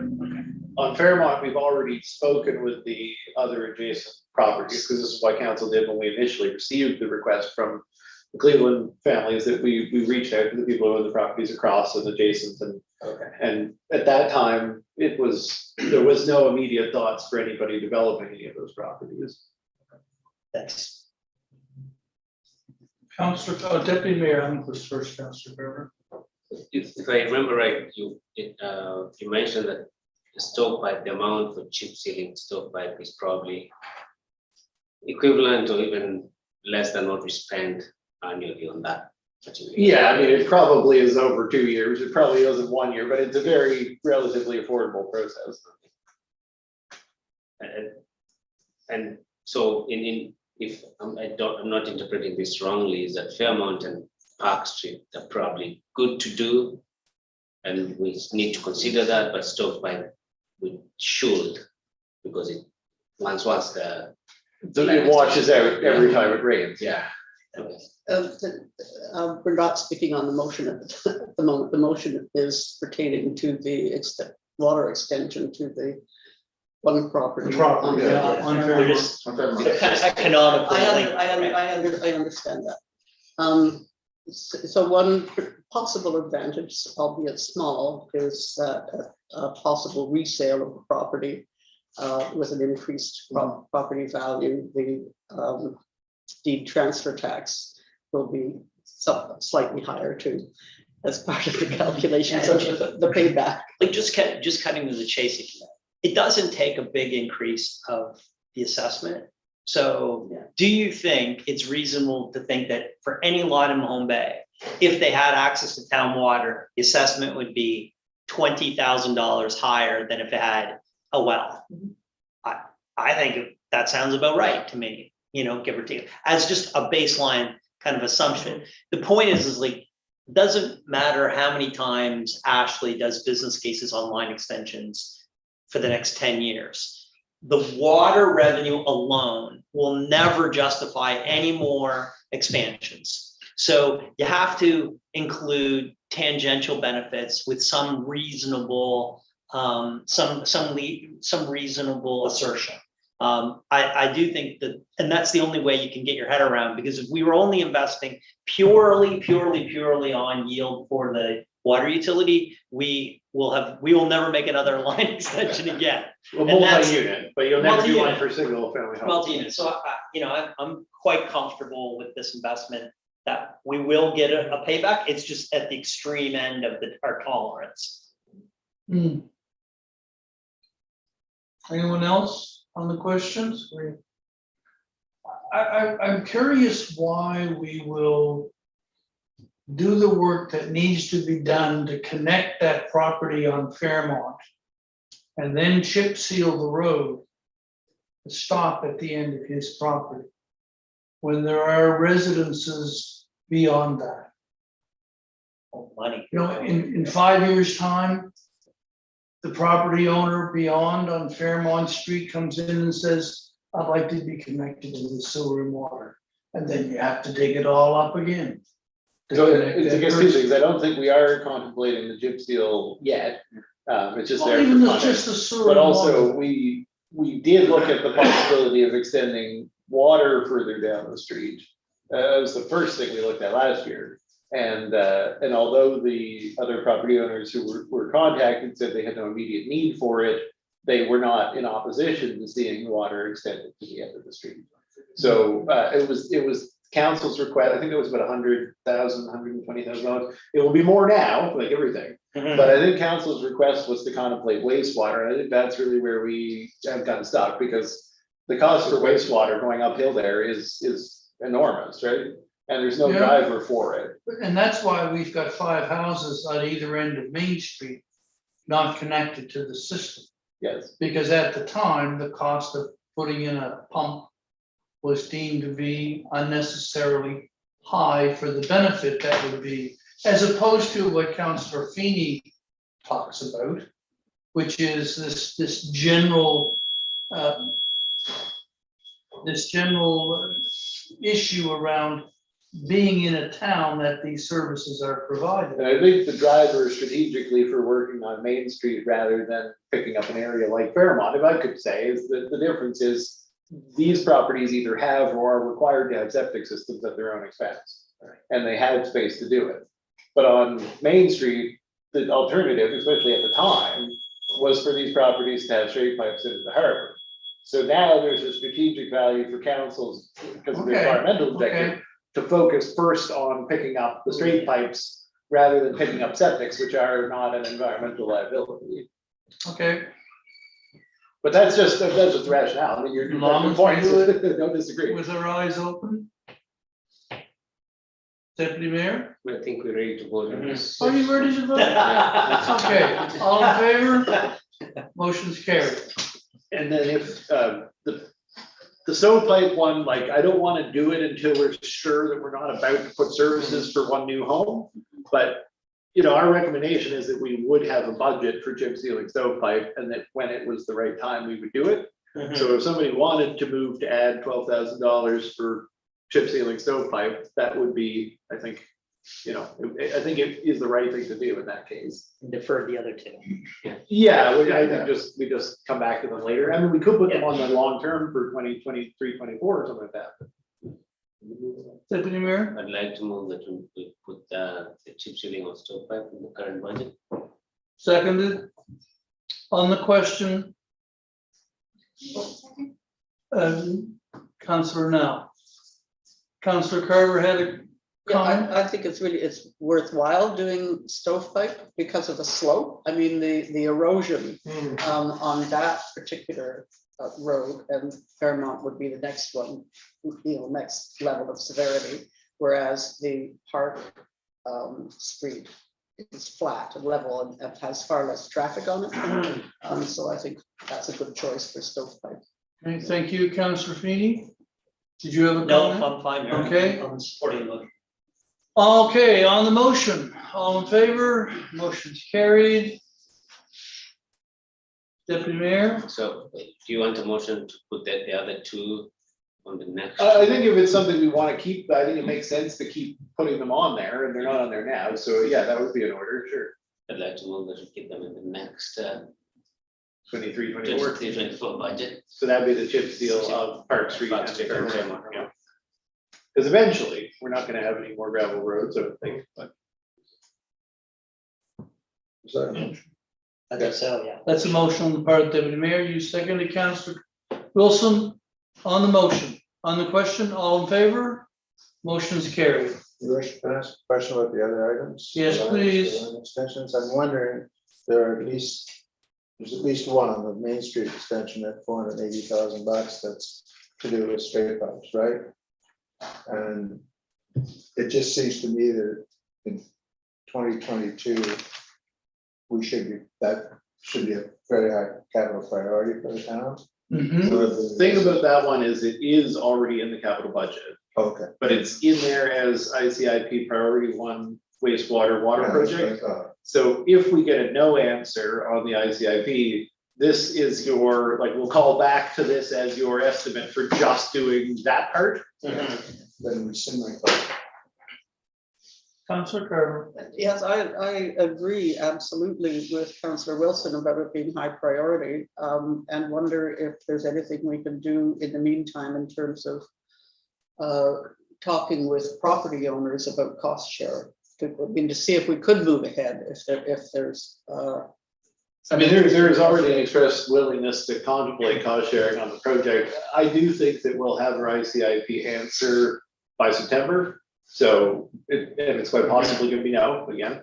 So if we have that answer, then I think at that time it's appropriate to, yeah.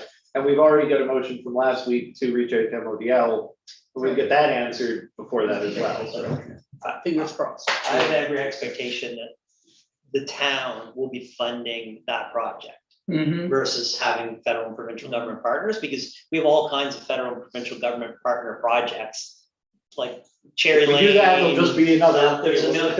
So the real question comes to how much partnership money from the homeowners or through further extension by modal, like how do we consolidate an overall project that we can afford and then determining what that number would be. And I think, you know, that'll be the exercise that we'll be doing this fall. Yeah.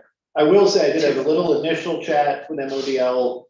I just wanted to report, there is a recognition in their current, that's what they're calling it now, 40-year plan that they're working on. To look at strategic extensions of services from the towns. So there is a recognition that is something, I'm not saying this one in particular, that they want to do. So there's a willingness to engage about this because it does fit their long-term strategy as well. Just wanted to add that. That sounds great. So did we vote on the motion to include the chip seals? Yeah, we did. Okay. Yeah, and So, oh yeah, so then, great time, I guess. Yeah, make it 7 minutes to 11, shall we take 7 minutes? And come back for 11, is that enough time? Yeah. Sure. Okay. What do we do with the recording during break time? Well, I'm gonna go get a cup of coffee. I think so, yeah. Can you mute the room feed? Is that possible?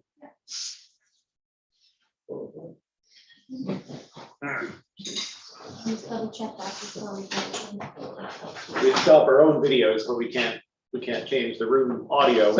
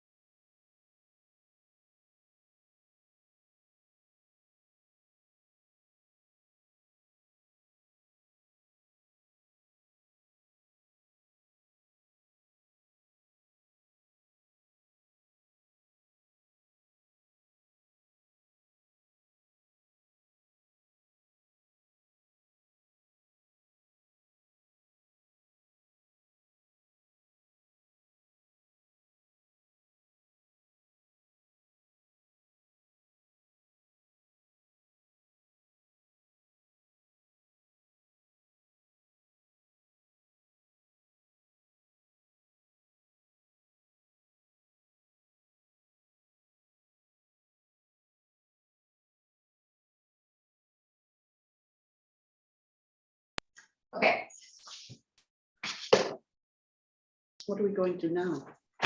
Welcome back. I hope you all had a chance to, Oh, yes, the unmuting, just Mo, if anybody unmuted themselves. You don't need to. the unmuting was Only Maureen needed to unmute the room. He didn't Okay, need to unmute good himself. enough. So we are ready to continue. And we have finished our discussion, I believe, on the staff reports. Okay. Water utility, So do we, General operating? we want to start at 2.1? or do you want to start with general general operating? operating? Are we down? Okay, So these are still a carryover from last week, and last week we had a general thing, we said, does anybody have comments? And we kind of went around. But we're gonna, I guess, do that one more time with respect to general operating, get questions and comments before. At this point, if there are no further questions or comments, then Ashley's gonna produce the final version of the budget based on all the direction received to date. Mayor, just have two thoughts on. only two? Just two, I promise. I'll keep it brief on specifically with regard to the operating. I'd have a comment on the revenue side and a comment on the expense side. On the revenue side, and specifically to the commercial tax base, I'd like to spend a few minutes with you to indulge me on just talking a bit about the commercial assessment base relativity to last year. And the fact that the numbers are a bit misleading if you look at the year over year. So over the last several years, round number, we've had about $20 million of commercial assessment base, 20 million plus or minus. We have $20 million this year, but that $20 million we have this year is only based on the benefit of having the balloon payment of the long-term care facility. Thank you, Penny. That's a big number. That's like $6.3 million, which is a brand new assessment that we've never enjoyed before. Enjoyed in the sense of it's a new stream of revenue for the town. Why do you call it balloon payment? Well, a balloon addition okay. addition to the assessment base. All right. So if you really look at it over the continuum, our core $20 million assessment base for commercial has this year gone from 20 to 13 and change, and then it's been brought back up to 20 because of the $6.4 million. Not to be confused with the balloon payment in a deferred mortgage arrangement. Yeah, so Okay. a one-time event, an unusual, out of the ordinary one-time event. So what is that? So what that really means is that based on the commercial assessment, our contribution from the commercial base has gone from kind of in the 30s historically to 18.5% plus the senior citizens in just a couple of years. So I think that the balance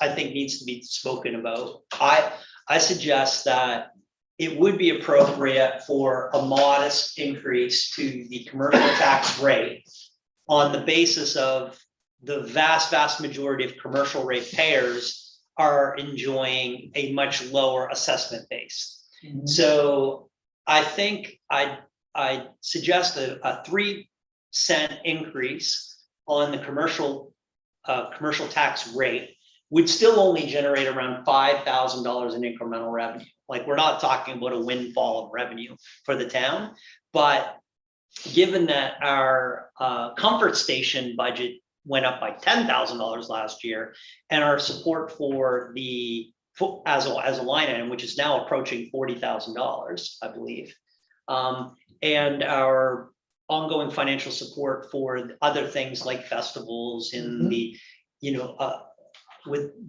that provides a lot of benefit to the commercial district. I think a $5,000 increase of revenue of assessment-based benefit to the town, but we're still talking dramatically lower receipts than we would have expected to enjoy. So if commercial assessments stayed flat and we added the long-term care facility, we would be receiving almost $200,000 more in revenue this year than we are receiving. Mhm. So I'm suggesting that well, if you look at the portfolio, and we all know that there are always winners and losers within the pool. Like we've gone down by 200 grand in revenue, and I'm talking about an increase of rate that would get us back 5 of the 190, 190. But I do think it, in my mind, that's completely justifiable and makes sense. And it will be our hope.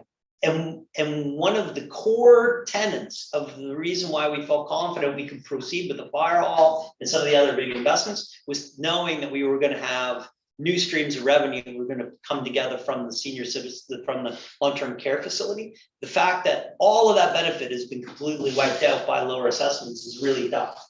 So I think that's a good place to start, and kind of curious to hear what the opinions are of the rest of council and staff. At the same time that that reduction in the valuation of the commercial properties has gone down, the valuation or the assessments around residential properties has gone up.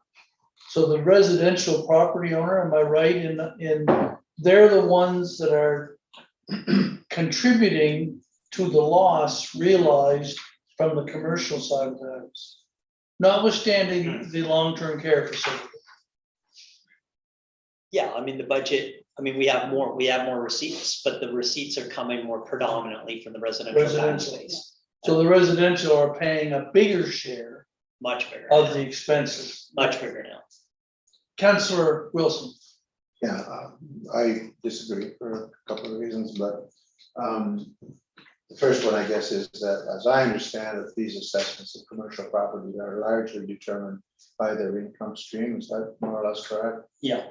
So we can, I think, be reasonably sure that the income streams are going to snap back this year and next as the COVID situation sorts itself out.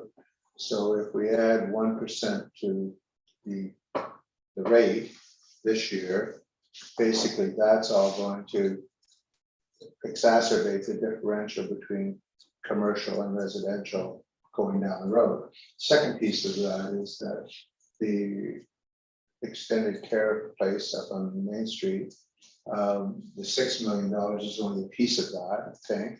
That's at what, an 80 or $100 million project? I think it was 50 was the last figure that I Oh, I heard. thought it was like, oh, It was more than 50 while it was being built, but the value of the building was. You're still correct that it's an interim assessment. yeah, so it's essentially next year or whenever that's gonna kick in, and it's gonna be a much larger number than $6 million. And they're gonna get whacked with a 1% increase if we accept this premise as well. With 1% on $40 million is not nothing. So I've always been an advocate of trying to get the differential between residential and commercial reduced on the basis of we don't really offer that much differential in terms of, excuse me, in terms of service. That was a non-starter, and I understand that, so we won't relitigate that. But I don't think it would be reasonable. I don't think it's reasonable to make the differential greater. Thank you. Any other comments? I'm not really arguing one way or the other, but I just wanted to add that there was, in addition to the grants that we pay to the chamber, there was a commitment for in-kind support. And for example, that has consisted in terms of the baskets of a $900 grant turning into probably close to a $5,000 expenditure by the end of the year, in the time from our staff to put up and take down and pay for traffic control, go back and deal with issues that have arisen with certain baskets, et cetera, et cetera. So just to highlight to Joe's point, you know, we are spending more in service of the chamber's requests to support the retail sector. Not that I'm not equating that to a tax increase, but I think it is important that anyone in the business community realize that over last year, we actually have increased our spending on supporting initiatives promoted by the chamber by quite a bit more than it appears. Okay.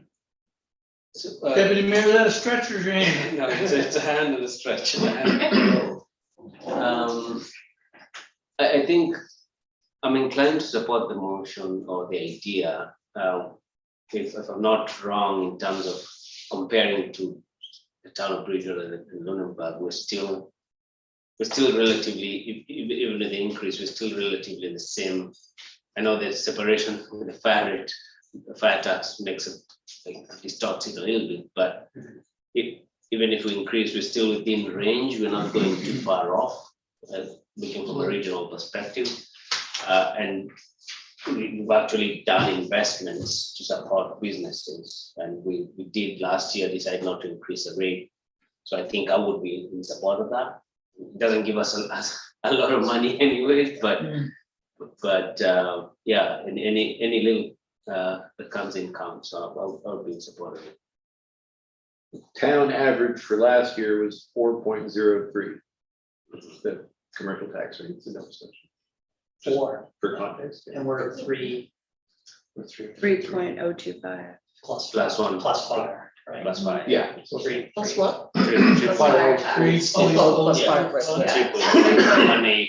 192, yeah, 3.192. Do we have any data on how the gaps compare between commercial, residential across Lunenburg County over the last 10 years?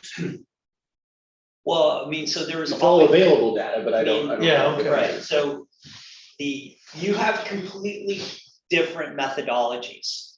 The assessments are calculated independent of one another as far as the driver. So for example, and I left a few examples in one of my emails about, I think we'd all agree that the most homes aspirationally over time the assessments will kind of reflect market value, although it's a very significant lag for a couple reasons. One, because it's in the rearview mirror, and 2 is because you need a big enough statistical sample to say, yes, indeed, homes are really, really worth this across a big portfolio of real estate. So there's only 15,000 homes that transact every year in Nova Scotia. So you can't really make sweeping changes right away. It takes time for them to, you need a big enough statistical sample before you can truly say, yes, indeed, all the assessments are going to go up. And even with that lag, we still saw assessments up by 20%, including the senior citizens, the long-term healthcare facility. So there's always going to be a gap. There's always going to be a gap. But I suggest that the Bank of Montreal building is worth more than $400,000. The fact that they're paying less property tax, the fact that the charter bank is paying less property tax in the town of Mumbai today than it did 5 years ago is mysterious to me.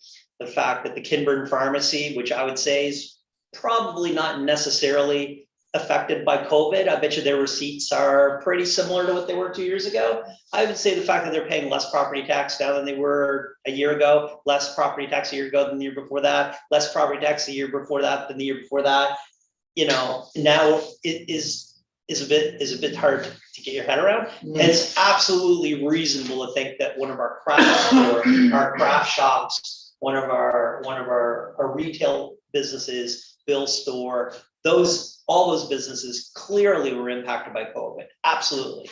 You think Bill's store was in? So and the dog shop across the street, which sold for 400, but it's assessed at less than half that. Yeah. So you're always going to have a big gap on rates, but the real question is service levels relative to the revenues received, the revenue that we've seen. So we've essentially in 5 years doubled the cost of the comfort stations. We've extended the tenure of the comfort stations out to December 9th, I believe now. So I think we're doing our fair share. This is really around, do we think it's balanced enough? That's what we did. I think Councilor Wilson's point. I don't think a $5,000 increase per seat relative to a $190,000 loss is going to, because we're going to revisit the rates next year. And if the assessments balloon and go up through the roof and they're really high and our receipts are robust, then we can always adjust the rate lower. Anyway, you can. I think I've said more than my fair share on the topic there, so I'll leave it there. Anyone? Councilor Carter.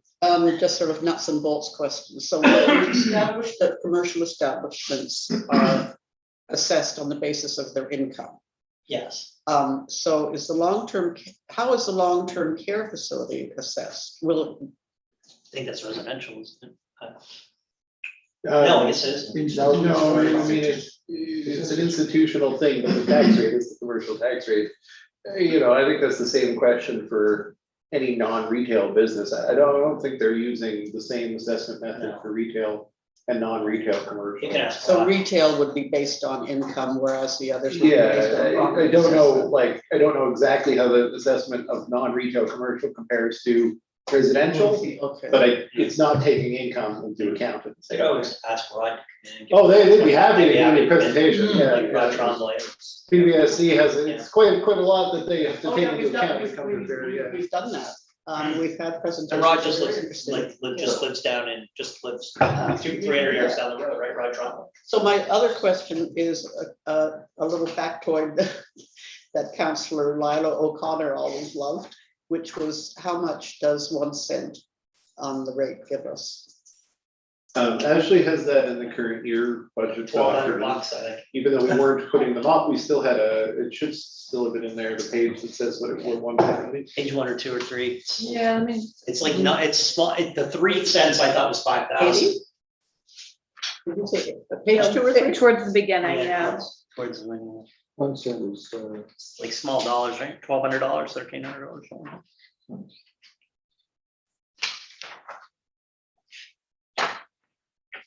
It's hitting my mind, give me a second. that should be 20. Oh, I don't know. maybe- It is, maybe it is in here. It isn't, you. It was in last year, but then we're not putting. it Yeah, up. I'm not No, sure. it's $22,000, page 13, Page 13. 2,061. Stand corrected, $6,000 of increased revenue versus 5. You get the point. So 1 cent is, 2000. $2,000 On the commercial, on the commercial, yeah. okay. but I'm still not, I don't think the page is in here that we typically would have had in here. Yeah, I think that part has, I thought, what page was it? So I'm not doubting the number, but I. yeah, no, I know exactly what you're referring to. I don't think it was included in this package. I think it is. Wasn't I just, why don't we just, wasn't it just here? It's right here on page 13, isn't it? Well, it's not showing. Are you on draft 2 or? Oh, yeah, you got it. 1%. So the printed version had it, Oh, but sorry. the digital version doesn't. We must have- that's what I'm saying, The it's probably- page that Joe was hidden looking on- at is the page that we normally would include, so maybe we need Well, to add that. anyway, that was the number that was kind of based on the name. Explains the difference. All right. Joe seeing into the future. So Page 13. what's the value of 1 cent of, It should look like this, Two Richard, in your printed version. Yeah. Is that $2,061. version 2 or version 1? Unprinted, oh, I see what you mean, yeah. Yeah, I think, This would have been version 1. I think it's version 1, because version 2, I can't, Version 2 doesn't have it. yeah, version 2 doesn't have it. So. Well, and I think the reason it would have been hidden was just because we weren't presenting any increase. So Ashley probably just had that page hidden. Yeah, exactly. And add it back in, it's good for people to be aware of it. Absolutely, And if we do end up approving this commercial increase, then we definitely want it there, so. Yeah. they can see that. absolutely. Well, good catch, now we know what happens. Good question. Yeah. That was the topic, Mayor, on the tax rate, and kind of whether. So are you gonna move that, or what do you think? Well, I mean, I'm not sure if there's a consensus around council that, I mean, I think, I understand Councilor Wilson's point. I'm just curious to know if there are any other thoughts on the table before I make the motion. Hearing no other comments. yeah, I think the idea of who's paying how big a chunk of the cost of doing business. I mean, most residential property owners get the same services from the town as the businesses do. But if they're paying considerably bigger part of the bill, I think Good there news. needs to be some kind of an adjustment.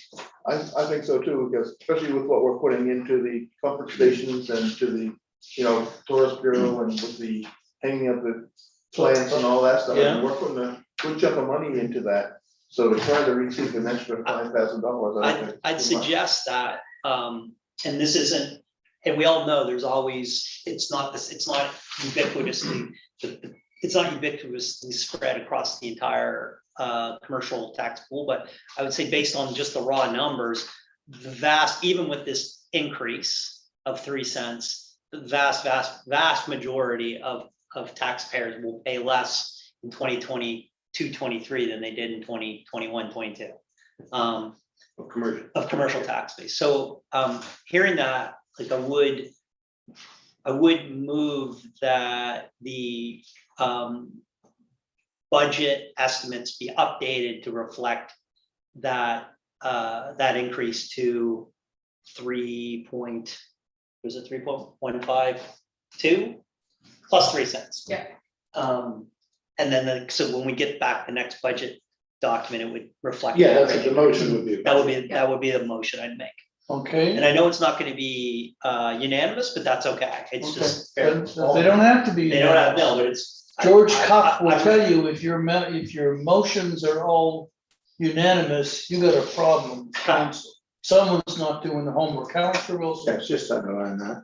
I just want to get back to the point about relative tax burden, because if you look at what people are actually paying, the residential component is about 148 million bucks, and they're paying 1.6 million dollars. The commercial assessment is 20 million, and they're paying 600,000. So the commercial assessment is 1/7 roughly of the residential, and they're paying roughly a third of the taxes. So the tax burden of the commercial people writ large is roughly double. Yeah, but That's including the that, long-term. right, care. so That's that- Second for the motion before we. Yeah, we need a second. I thought Yeah. Councilor I'm Wilson was sorry. going to. Deputy Mayor seconds the motion, continuing on the question. just to speak to the I'm point, done. this is the point. Like the point, I guess the point I'm trying to make is that in 2019-2020, the commercial assessment was 31% of the revenue stream, and residents were paying 68%. Fast forward to 2022-2023, you have to normalize out the seniors complex long-term. You have, like, you're not talking apples and apples. You've got the introduction of a brand new pool of revenue, which is now, so the senior care, long-term senior care is now going to be paying 8.5% of total town receipts next year.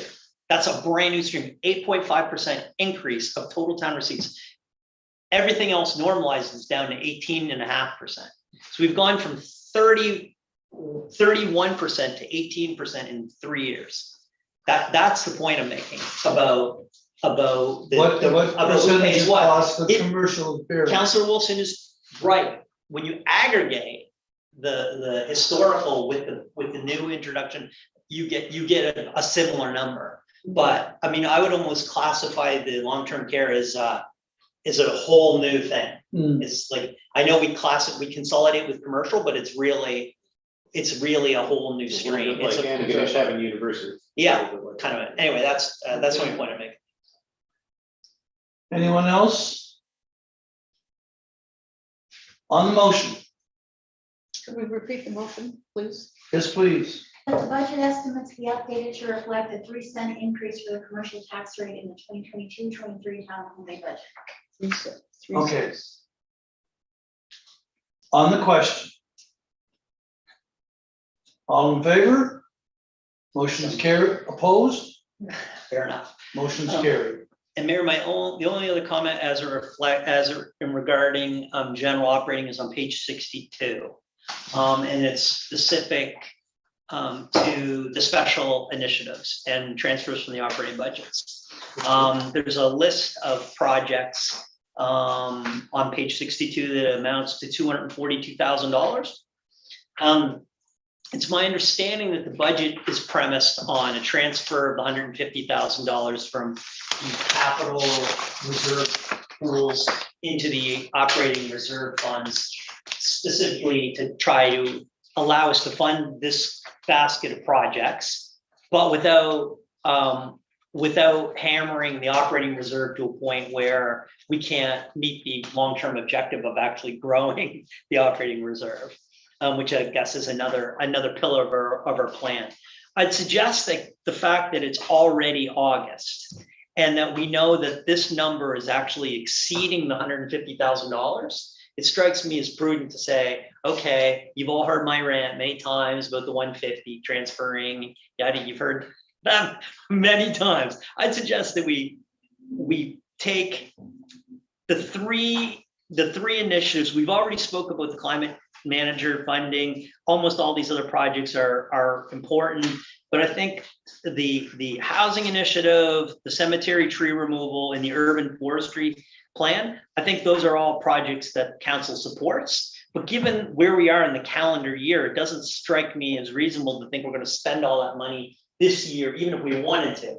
So I'd propose that we take those three items and we divide them in two, and we fund half of them this fiscal year and defer the other half for next fiscal year. So that means we'd have, like, instead of spending the 20,000 on the tree work at the cemetery, we do $10,000 between now and March, and the other 10,000 would get deferred into the next fiscal The year. next fiscal year. For example, and the same thing with the housing and the other things. Okay, CAO and then Councillor Carver. I just wanted to suggest that if, because I didn't know what your point was going to be, but if it is in relation to the listed special projects and operating initiatives, that we should discuss it as number 2.4 on the agenda, Oh, so that pardon we me. can kind of go through all of them. And because I Oh, produced that sorry. document, it says which quarter we would have been No, likely to. fair enough. And I think it would be helpful to look at Yeah, that. fair enough. I was just thinking about it in the context of the operating budget, but yeah, fair enough. We can defer this, yeah.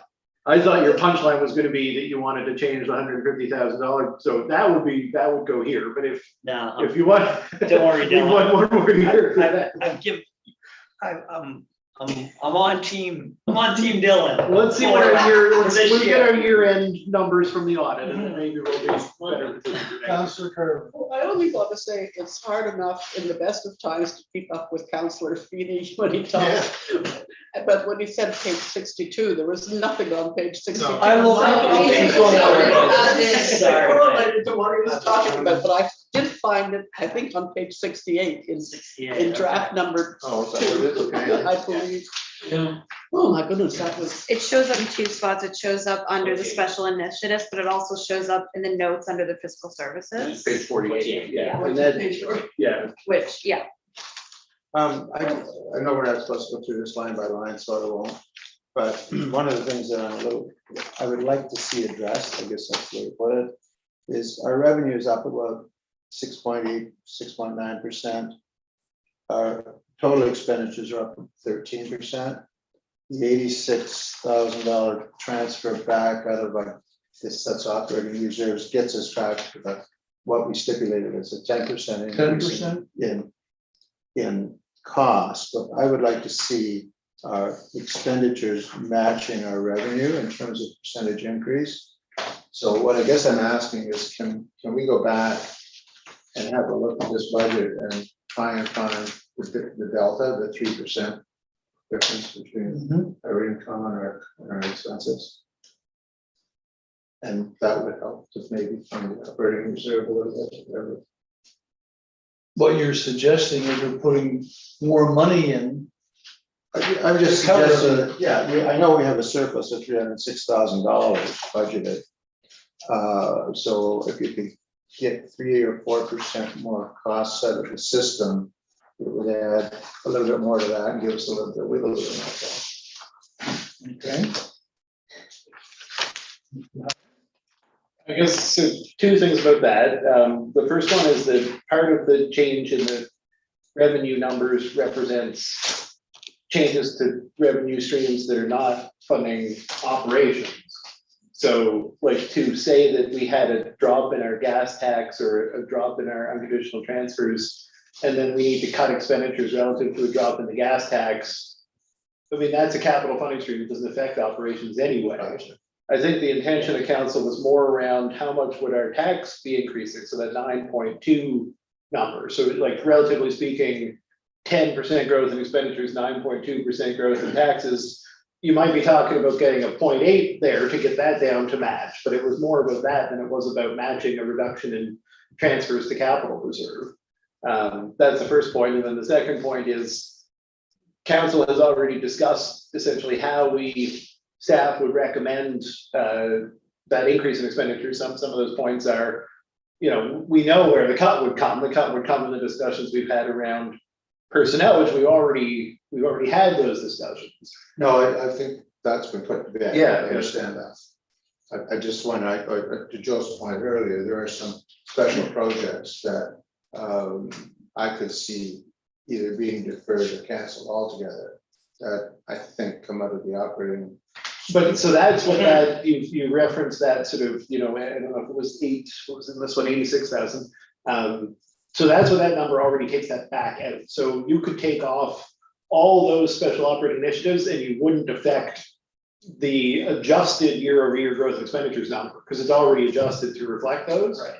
So that's where we probably look at those initiatives from a cash flow perspective and balance of reserves perspective. But in terms of growth of year-over-year operating expenditures in relation to the tax burden, there isn't really one. So those are just my points in terms of, you know, I don't think that it's a realistic expectation to try to get that number down to 6.88% growth in expenditures. I think we could look at the 9.2, but to be honest, you know, I think it would be a stretch to get that 10 down to 9.2 for the reasons that we've already previously discussed what those expenditures consist of. I think the two challenges with the budget summary document, which is something we can do next year, is again, it doesn't speak to this issue around the four distinct circles of responsibility we have. And so it consolidates and commingles all of the different revenue streams and all of the different mandates. And then at the end of the day, you look at the bottom line and say, hey, good, we're going to spend $300,000 less than we have. But the reality is that $300,000, certain fiduciaries receive that benefit and others don't. So some of that, like this consolidates like the fire surplus, the fire services surplus, and it also draws out of funds from other sources. So it's kind of similar to the format that we talked about at the audit committee, which we're kind of moving away from. Like down the road, I think, you know, and going forward, it would be better for us to see the taxes, you know, the taxes kind of illustrated on a more granular level. But anyway, I think so. I don't necessarily see the $305,000 or the $300,000 surplus yet. I think it's all very. I think it's different pools that have different surpluses. Well, yeah, the projected surplus on the summary sheet represents money that's going into capital reserves. Yeah. So, you know. Yeah, exactly, or the fire reserve, or the, Yeah, so I sure. think as a look at the operating piece, just to conclude on this section, I think we're sort of running a balanced budget.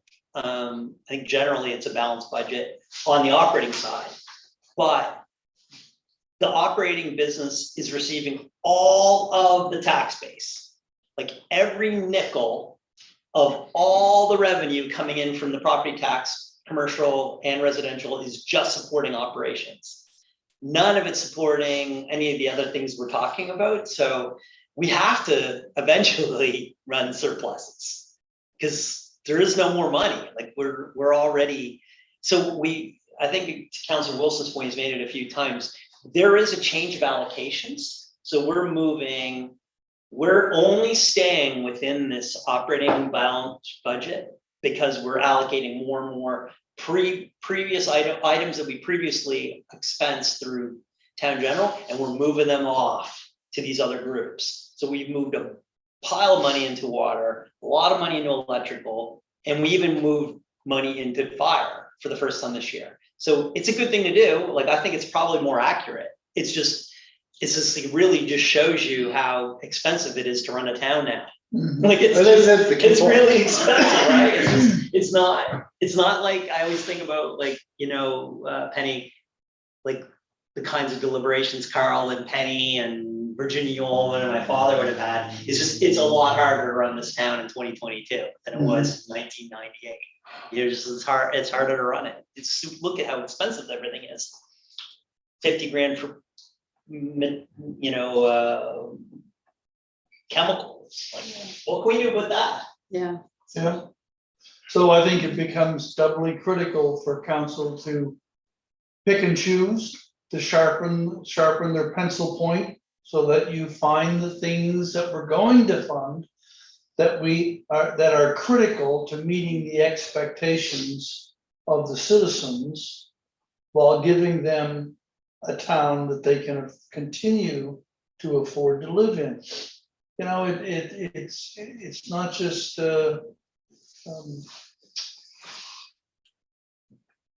just coming up with ideas sort of thing that, well, let's find the right thing to say. The reality is that increasingly people are having difficulty. Inflation is causing a problem. Food prices are causing problems. We need to do our part to try and find ways to do as Councillor Feeney suggests, and that is to be able to continue to run the town at a time when things are much more expensive. Deputy Mayor? So on this, I guess, general operating budget, from my side of things, I guess layman view is that we give council, we give staff a task, and they delivered on it. We had very good deliberations around staff changes and the suggestions that they made, and I think we came up with good conclusions, not perfect, but good conclusions. So I am ready to say, well, general operating, we're okay. We can. I think I'm curious about the water and utility and electric utilities side of things, and then eventually capital projects, just to get a better nuance as to them as going concerns and what we need to look out for. Probably we can't make too many changes right now, but just what we need to look out for. So I'd appreciate if we're comfortable with this, just move on to the next, because I think those next three pieces, I think more for me, we should dig deeper into those, as I understand. Okay. Yeah. Anyone else? Okay. So, Water utility next. yeah, I was just to say, we're finished with that topic. So just one point in terms of introducing the water and electric, and we'll talk about water first. But I did want to note for the people here and people at home, one of the initiatives included for each utility this year is a rate study. And the rate studies do envision a multi-year evaluation of trends with respect to revenue or to expenditures, and linking our projected revenues to those expenditure trends in the form of possible changes to rates. The rate studies don't automatically entail rate changes, right? The studies are done, they come back to council, give council the broader picture of the next few years, and council would determine whether to apply to the utility and review board for potential increases in water or electrical. We haven't had a rate, general rate application to the utility and review board for electrical for 13 years, I think. We did have a couple of small flow through increases when Nova Scotia Power was our primary supplier, and we'd receive an increase and we would pass on that increase, and we haven't had one of those now since 2017. With respect to water, we just went through 3 years with scheduled increases, and this year it's a flat water rate. We don't have a legislative increase this year. So that's the sort of context for both the utility budgets when we talk about the expenditures and we talk about how they're growing. It is important to paint a picture in the rate study, and I feel like the budget is the first step towards that. That is, a realistic substantiation of where the rates need to be. So I guess I'm just saying this as a context for the discussion. It may be that we look at multi-year trend and we see that the two utilities are going to struggle to make ends meet. And part of making ends meet is acknowledging that the rates have not been increasing and quite possibly do need to be revisited, and council's already initiated that process by doing the rate study. So with that being said, water is the first one. I'm happy to take any questions or discussion around the water budget. So it is not council that decides to change the water or electrical rates that consumers embrace. Council can decide to go to for a water review, a rate study for both utilities, and then make their case to the UARB. And it's the UARB that decides if the rates that we have or we're seeking are justified. Yes, and ultimately they have the power to assess whether our projection of expenditures is accurate. Yes. And to modify that and to modify the rates accordingly. I think there may be some misconception with our citizens that council makes that decision, but that is not the case. Council has to initiate the process. So we haven't had a situation where the board comes to us and says, No. we've determined you need a rate increase. But once we go to the board and say, we Have a see a look at it. long-term trend here that should require rate adjustment, we're putting it in their hands to come up to this is a reasonable and bearable. I mean, they look at the impact on residents. Okay, thank you. Comments, Councillor Feeney? So Mayor, like when I first joined council, we still had a large transfer from operating to the water utility that kind of recognized the lack of scope that the town had historically. And so at that time, let's call it 5 years ago or so, like the entire utility through the 100-year life of the utility had like no retained earnings, and we just sort of broke even 2 years ago. So we started winding down the transfer from the operating reserve to the electrical utility. And slowly, it started off at 50,000, then it went to 25,000, then it went to 15,000, then we eliminated it a year ago. So I think where we are now, no one 2 years ago would have expected the costs to balloon the way they have. I certainly didn't. And I know we've had the benefit of the increased the increased water price. The rates are higher, as was approved by the URB. But honestly, no one would have thought that chemical prices were going to double or triple, and the cost of running we've talked at many times about the cost of the treatment costs and the fact that we're losing a lot of water. But from my vantage point now, I mean, it's impaired. There's no way for the water utility to make enough money to support its operating costs, let alone its operating plus its capital costs. It's just not mathematically possible. We don't have the scale. We're not going to have the scale next year. We're not going to have the scale in 5 years unless we get a balloon of incremental high density housing that comes to the town. So like at some point, we just have to recognize that is reality. I don't think we can keep charging ever increasing higher rates to the moon, because we would need to increase rates by about 30% to get to break even based on the budget number. So the budget's showing, even with the benefit of the transfer of the hydrants, you're still only talking about, $150,000 in funds, and we have $180,000 of capital projects. So, and that's with the benefit of the transfers. So, like, I think at some point we're going to have to figure out, to be fair, because again, this comes down to being fair.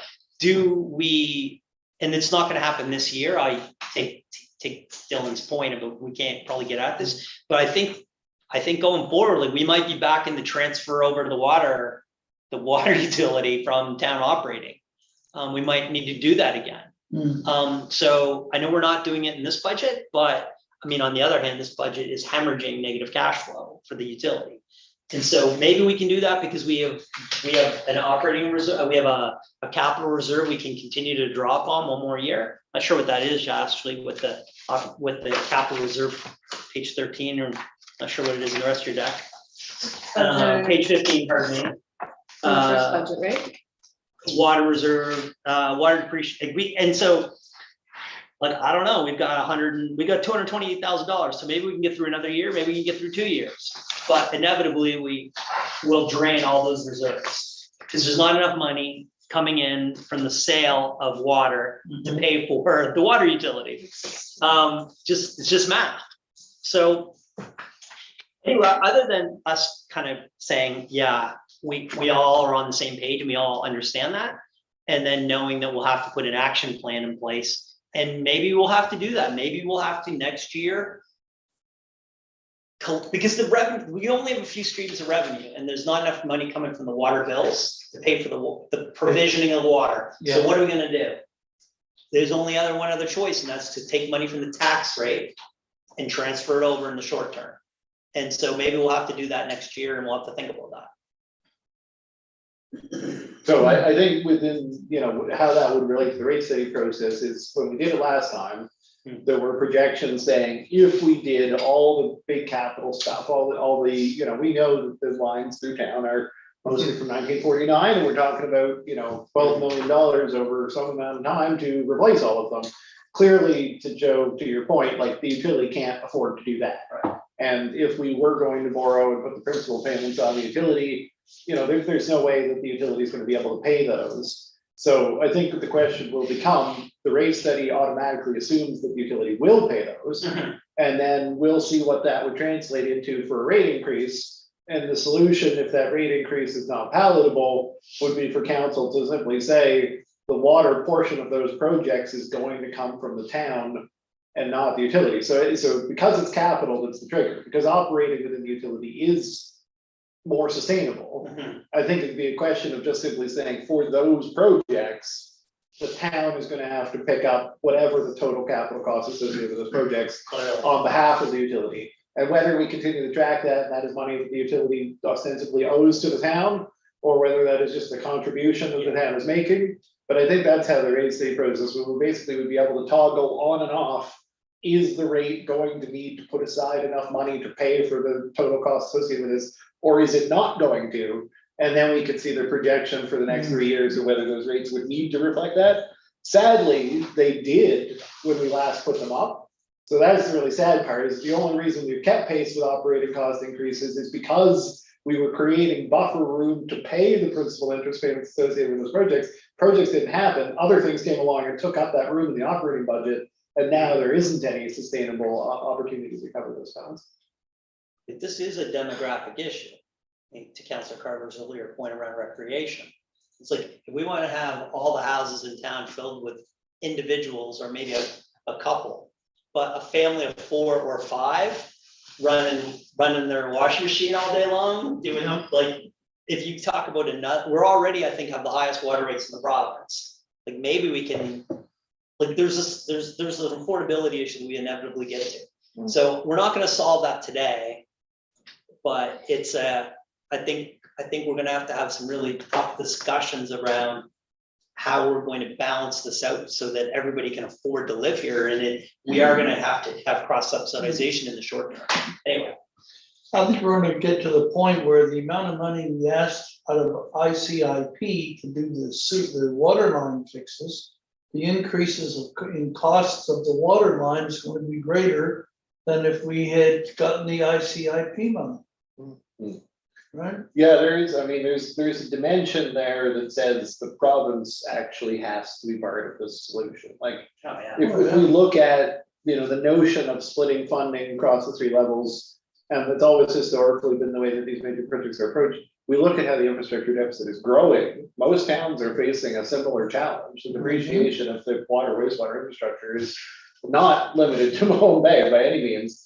For the province to look at that and say, we're not a necessary part of the solution, I don't think that it's possible for municipalities to grapple with this issue without the province acknowledging that they have to step up. They have a role to play there.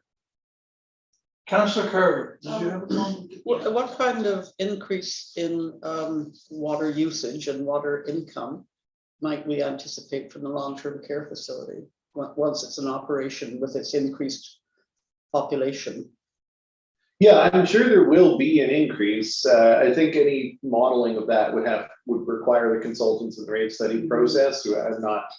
I know how big the meter is relatively. I know there's more beds and everything, but I wouldn't want to quantify. But that would be exactly the sort of thing. They always go over new connections, either residential, commercial, projected usage. They've got a amount of usage associated with a meter that they can kind of use to. So that would all be part of the rate study process.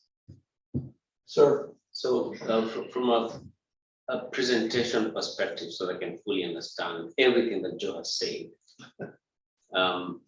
When I look at the budget and looking at the online one, and I look at the water utility section, that's from page 53, I think.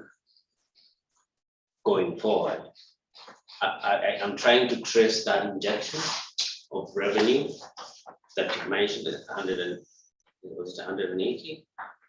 I can't remember the actual figure, but there's an injection of revenue. Oh, from the hydrants. Yeah, so. Yeah. It was 185. Where is it reflected in terms of revenue in that particular budget? It's under fire protection, so it's just towards the top, you have metered sales. Yes, so I see that the That's- fire protection, but I that's don't expense. see it under the water, so if I'm looking at the Revenue. yeah, under water utility, looking at revenues, I don't see it, and so I'm asking myself, Hmm. it's not reflected there, so as a resident, On page 68, Francis, I think. is it? Find it. Okay. Yeah, public fire protection is what it's called. That's the expense. No, the revenue to water is titled public fire protection as well. Oh, yeah. I can tell you it's on page 53 of my document. I don't know which side. Page of- 53. Should be. Let's see. What I, the digital, Is this- where page 53 is probably where you want, middle of the page, fire protection. Public fire Public protection. fire protection. 185. So, yeah, and we already acknowledge that it is a typo, that it's growing, and this is my fault actually, but so that, because it's a regulated amount, it doesn't grow by inflation. Okay. So we'll have to back out the inflation next version of the budget. I hadn't thought that was Oh, okay. happening. That's good. Like, because water rates are regulated by the board, we don't have approval to increase it at all between going forward. So we should be at, what do you think we should be at?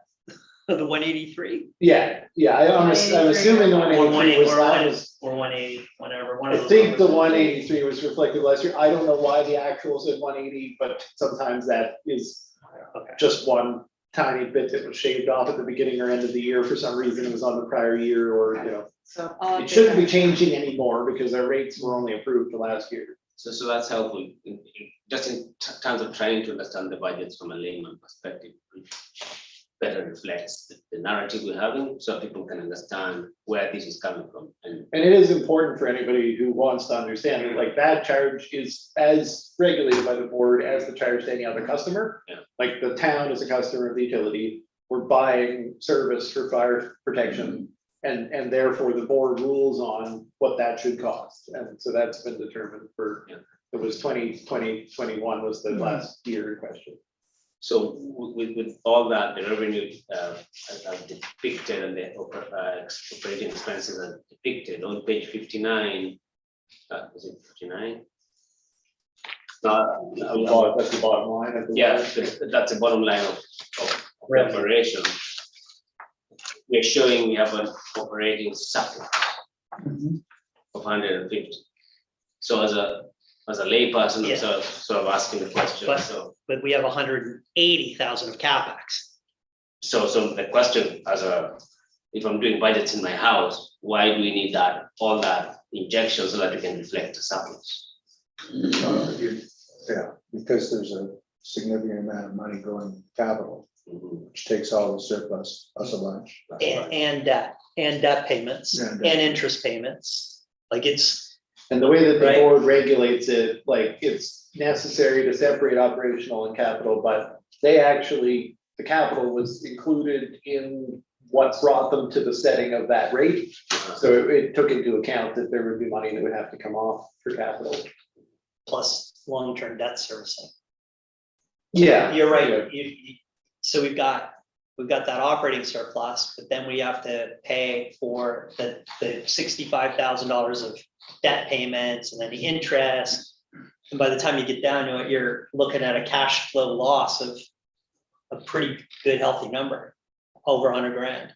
But even this doesn't, like, you're still not even seeing on page 59 and 60, you're still not even really seeing that.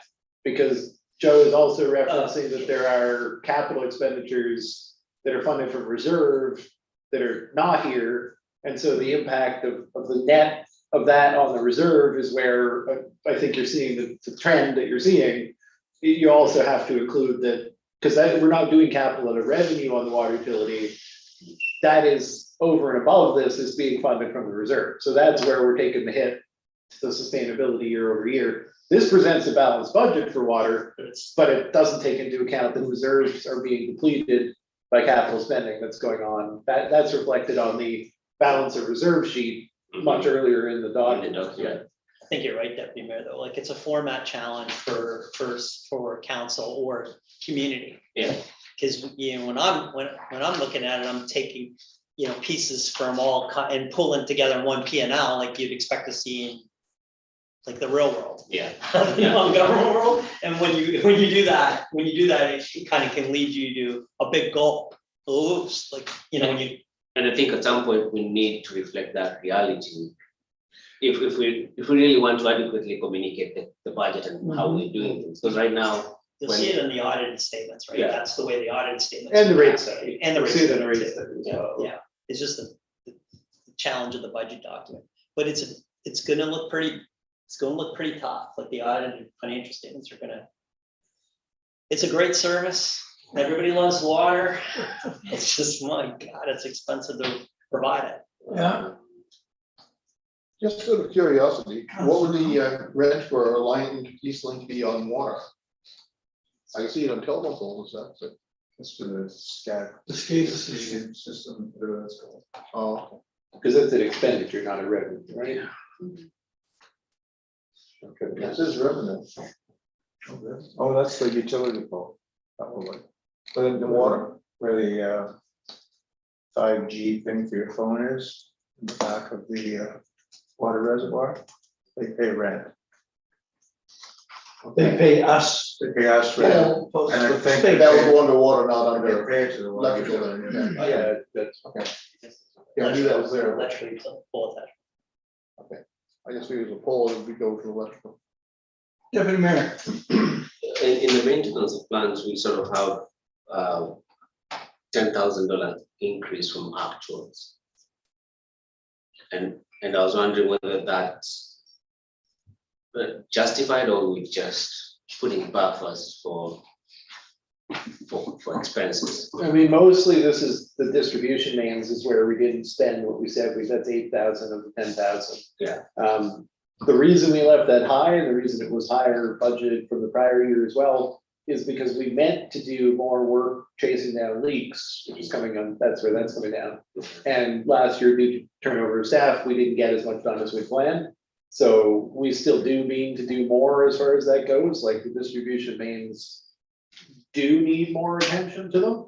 But hopefully that is also resulting in a reduction in other costs associated with treatment. So yeah, I think it does need to be there, but you know, hopefully it's actually money spent to actually save money overall. And it maybe we'll look at the rate study and say distribution mains will come down over the next couple of years if we make those efforts. Again, cutting to the chase, we have enough in the reserve to get through 2022, 23, and probably 23, 24. But inevitably, we'll need to close the gap on cash flow. So I think there's not really anything that council can do.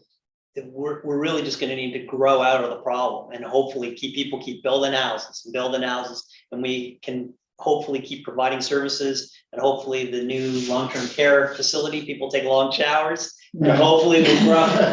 Hopefully we'll grow. I mean, it's really the only thing we can do is grow out of the lack of scale. Yeah. And so I think we do have 2 years probably until the reserves are depleted.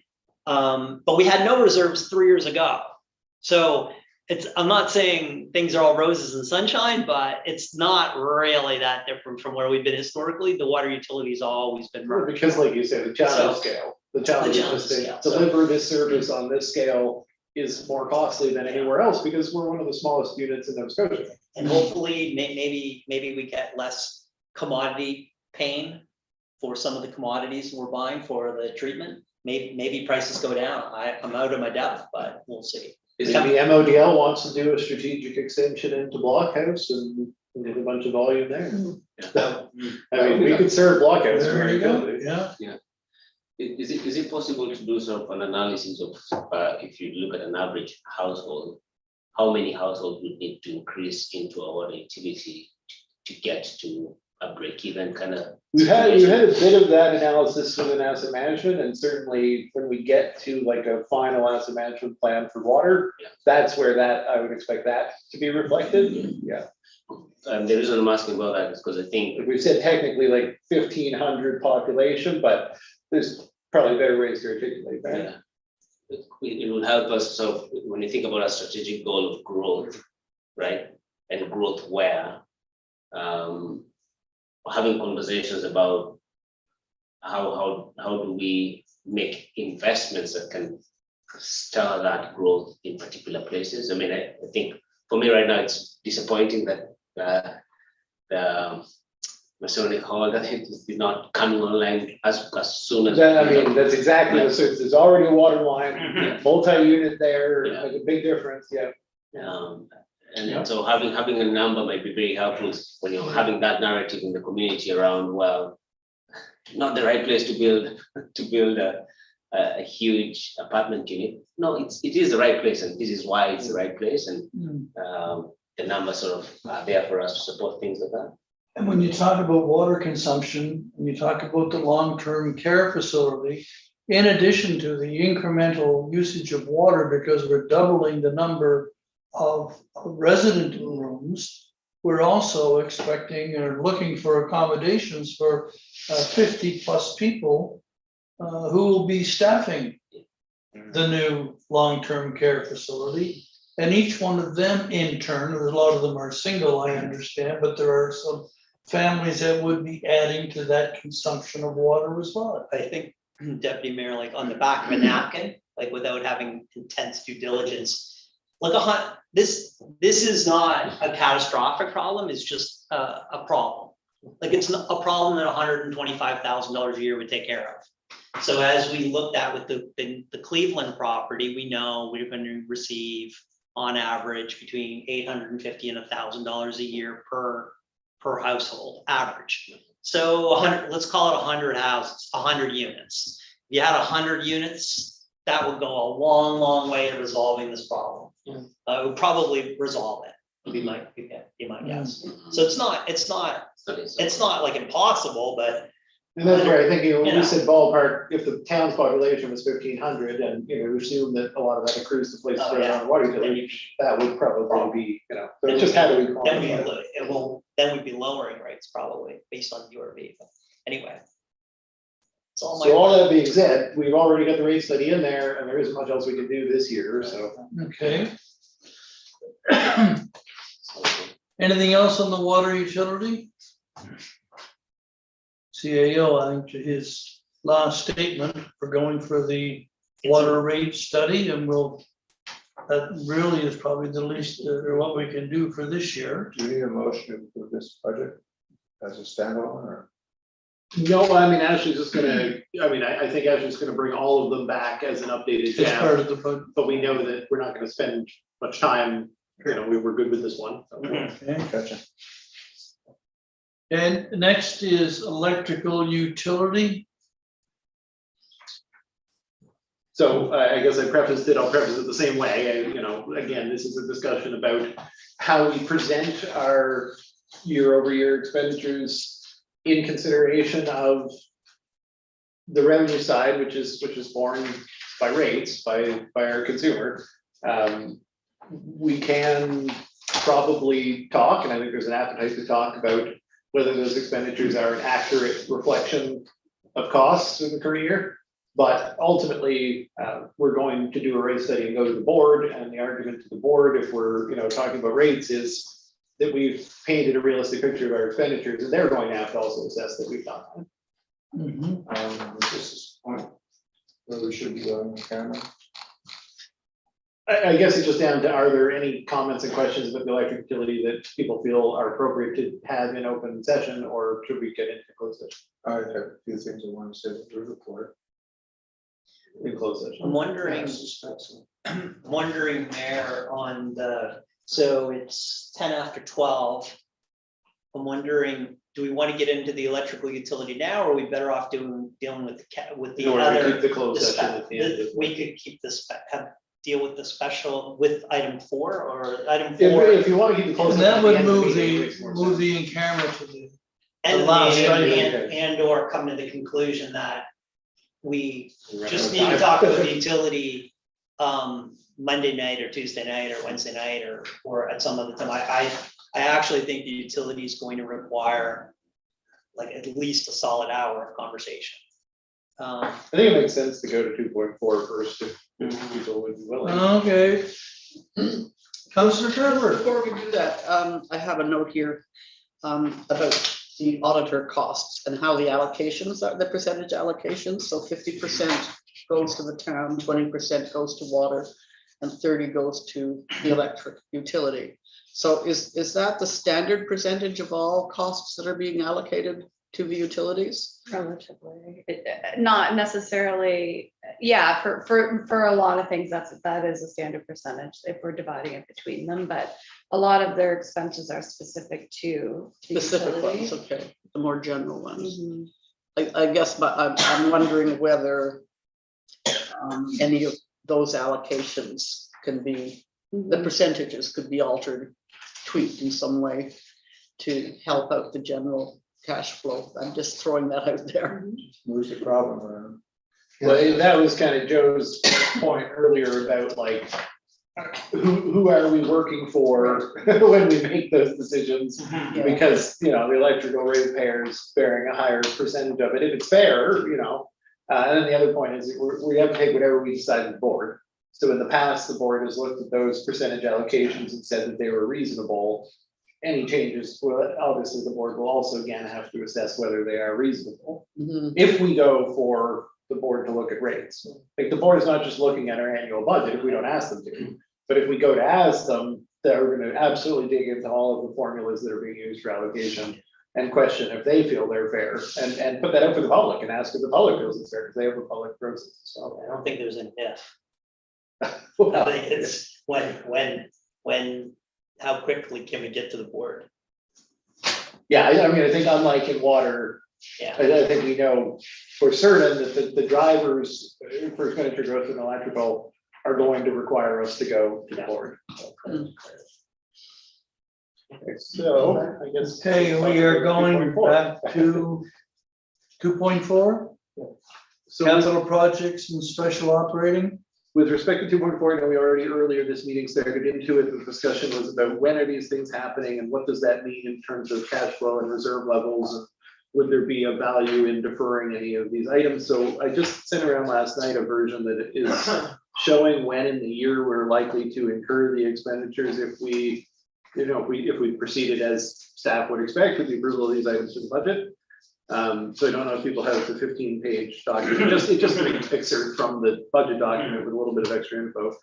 But on the right-hand side of the page, I did add the expected implementation. So if you're going through the special operating initiatives, you've got the MPS LUB update that's already begun. So, it's ongoing, so it's difficult to talk about when it would start. If we began in 2021-22, then you've got something like the accessibility audit saying, our expectation was that we'd be doing those accessibility audits in the fall, winter of this year. That is something that would follow from completion of the accessibility operational plan. So the intention is to deliver that to council this fall, and then on approval of that, we can get into those accessibility audits. So I just kind of went down through and said, when do we think that these costs would actually be incurred? In the hopes that that might be helpful for council's consideration. I did the same thing with capital. But before getting into capital, are there any operating initiatives? I know Councillor Wilson mentioned a couple earlier where there are questions or comments. Maybe we'll cover those before talking to capital. That makes sense. I mean, personally, given that we're in a window before we're going to have our fall borrowing. And cash management is so top of mind. And the fact that all of these funds are essentially being funded from the reserves, all of these initiatives are funded through the reserves. Some are more mission critical than others. Like obviously the MPS and the land use bylaw, we need to proceed with that. The accessibility audits, we need to proceed with that. And some of the other items are a little more discretionary. And particularly urban forest master plan, car share program design and housing strategy development, all note that while they would start near the end of this fiscal year, they would be continuing into 23-24 would be the, so those are ones where. I just think they're solid deferrals. Like, I just don't think we're gonna get to them this year. I don't think they should be prioritized this year. I guess the question, Joe, would be, is it better to reflect, like say the car share, or say the urban forest master plan, is it better to reflect $5,000 this year, $25,000 next year, in order to understand that there probably is some stuff that needs to get started this year, but the cash flow is not gonna be $30,000 this year. We already know that it's not going to be. Right. But if we don't leave it in at all, if we don't reduce it to 5 this year and 25 next year, if we don't leave it in at all, I'm gonna be coming back to council saying, in order to be ready to do this initiative next year, there is a $5,000 piece that has to happen this year. So that's where I think, like, we could break these down and put it more realistic, like this year cash flow, next year cash flow. But we probably need them to start this year in order to get them done, because I worry that if we just push them out entirely, I'm gonna come back to you guys next year, by the time we get the budget approved and everything, we're not gonna get them done next year. So that's where it's like the commitment to do them, start doing them, but not have the cash flow this year to worry about. I actually could just do all of these projects with current year projections instead of the full cost of the project spread out over multiple years. I mean, personally, I'd prefer to say that. So, like, I don't know if I don't know if the car share program is still a council priority. But beyond that one, even, I don't think we should spend more than $150,000 this year in this category. And because the $150,000 is fully funded through the transfer. So if we, without tapping the existing operating reserve anymore, which is going to be required for a whole bunch of other things, and it's the. Well, I think the only exception that would be that last year's surplus, presuming we have one, was also a contribution to the operating reserve. Well, it might be. I mean, it might also be a contribution to, it depends on what the source of the surplus is. So which is to be determined. Like, I think a big piece of that surplus might be coming on the fire side.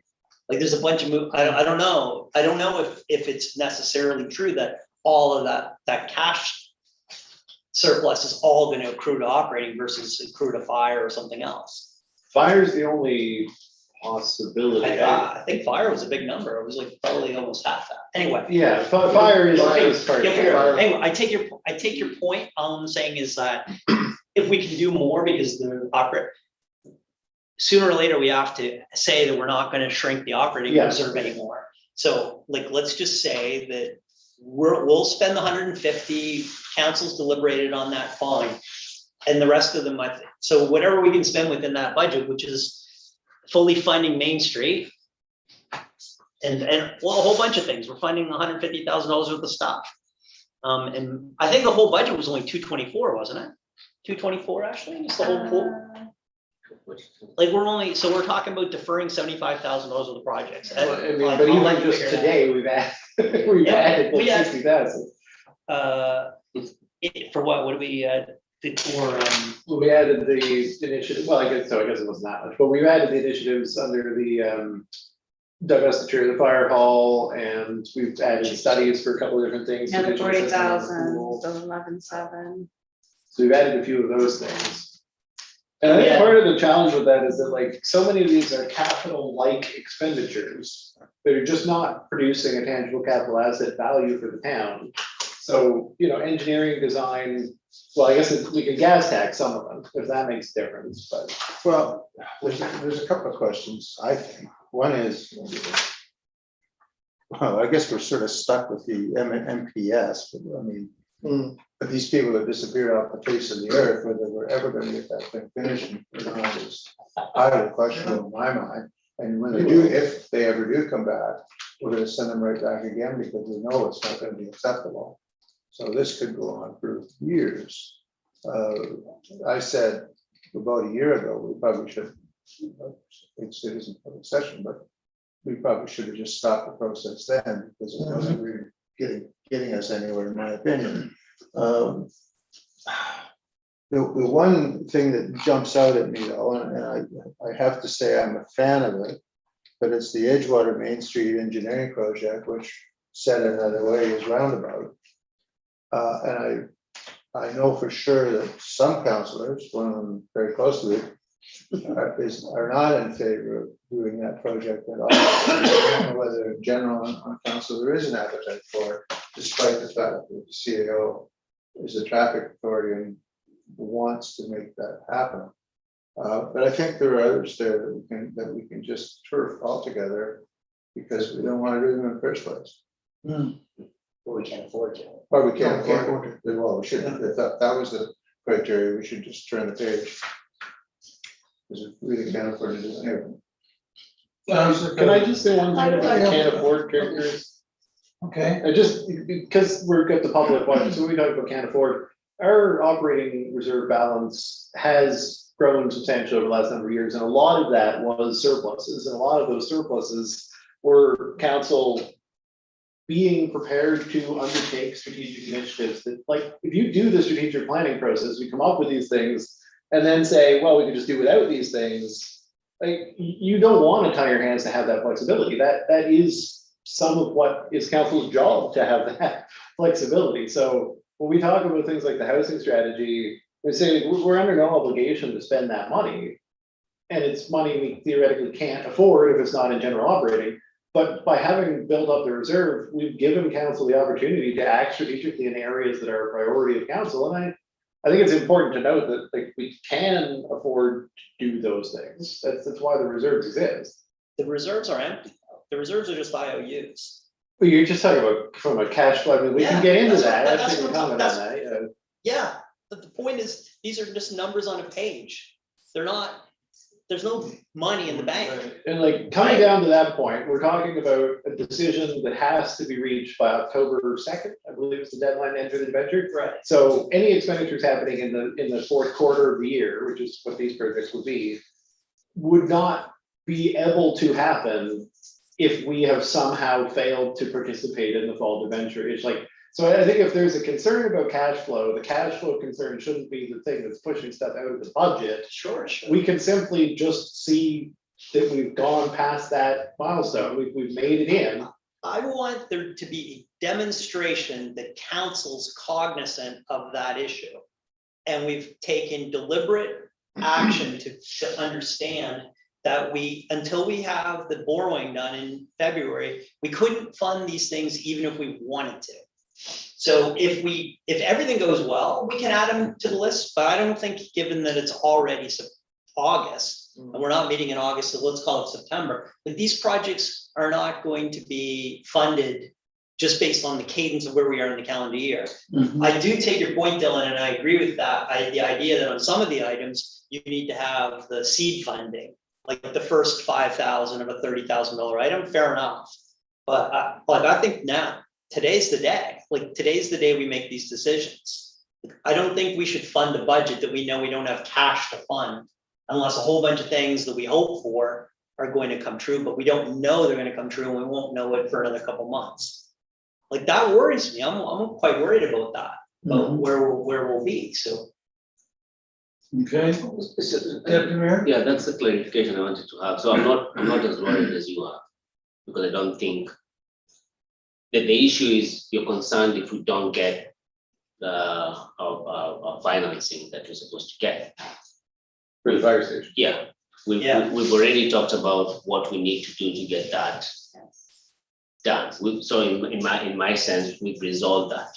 The question for me around this is a question of, are we approving the budget with a caveat that if we don't have cash, then these projects don't get to take off, which for me is almost rather obvious. You cannot go into these projects if you don't have cash flow. And that's why I wanted to know which quarter they would take place in, because like by the beginning of October, we're either in or we're not. Yeah. And I agree with you that we're going to be in, but we don't have to flow any money to these projects until after that point.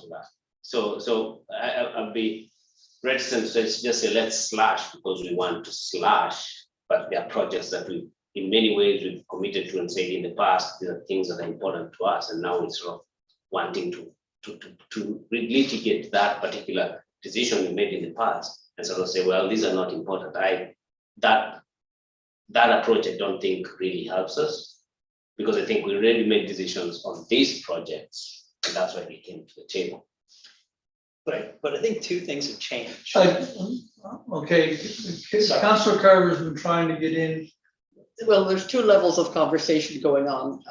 I'm just going down to the nuts and bolts again, and to take issue with Councillor Wilson's thought that there's no appetite at this table for looking at the engineering of the Main Street Edgewater intersection. I, for one, do have an appetite for looking at it, having been nearly hit the other day in that intersection, and having heard some pretty wild stories recently about episodes at that intersection.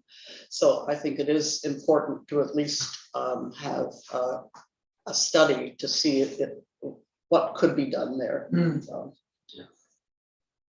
Councillor Shaney, I then think get I'll just there. make the point that, right, so there's two new pieces of information have shown up since we deliberated and prioritized some of the items that are on that page. Item number one is we know we have an issue around access to the borrowing window, which will be resolved in due course. The second issue, and I think more salient, is we have to have a plan that allows us to get a reasonable chance to have the operating reserves filled in a reasonable amount of time, i.e. by the end of this council's mandate, so that we can leave this term knowing that we've met the expectations of the province to have enough cash reserves that the town's fiscal position will be deemed to be sustainable. And so And in the hierarchy of needs for me, more than any of these other things, is making sure that that amalgamation is not thrust upon us because we don't have sufficient operating reserves to keep the province's mandarins at bay. That would be, if we ended up in a situation 1 year, 3 years, 5 years down the road, where somebody comes and they conclude that our financial position is not strong enough, that we'll just simply phone up Modal, you're now part of Modal. That will, in my mind, make my entire tenure on council like meaningless if we end up not being able to maintain the town as a standalone town. So all of this is interesting information. They're great projects. I support them. I'm all for it. But I wasn't at the meeting, the last meeting between staff and the mayor and the province's officials. But if I would have been there, I probably would have been left with at least the same level of concern that we have to get at that, and you can't get at that if you spend all the money.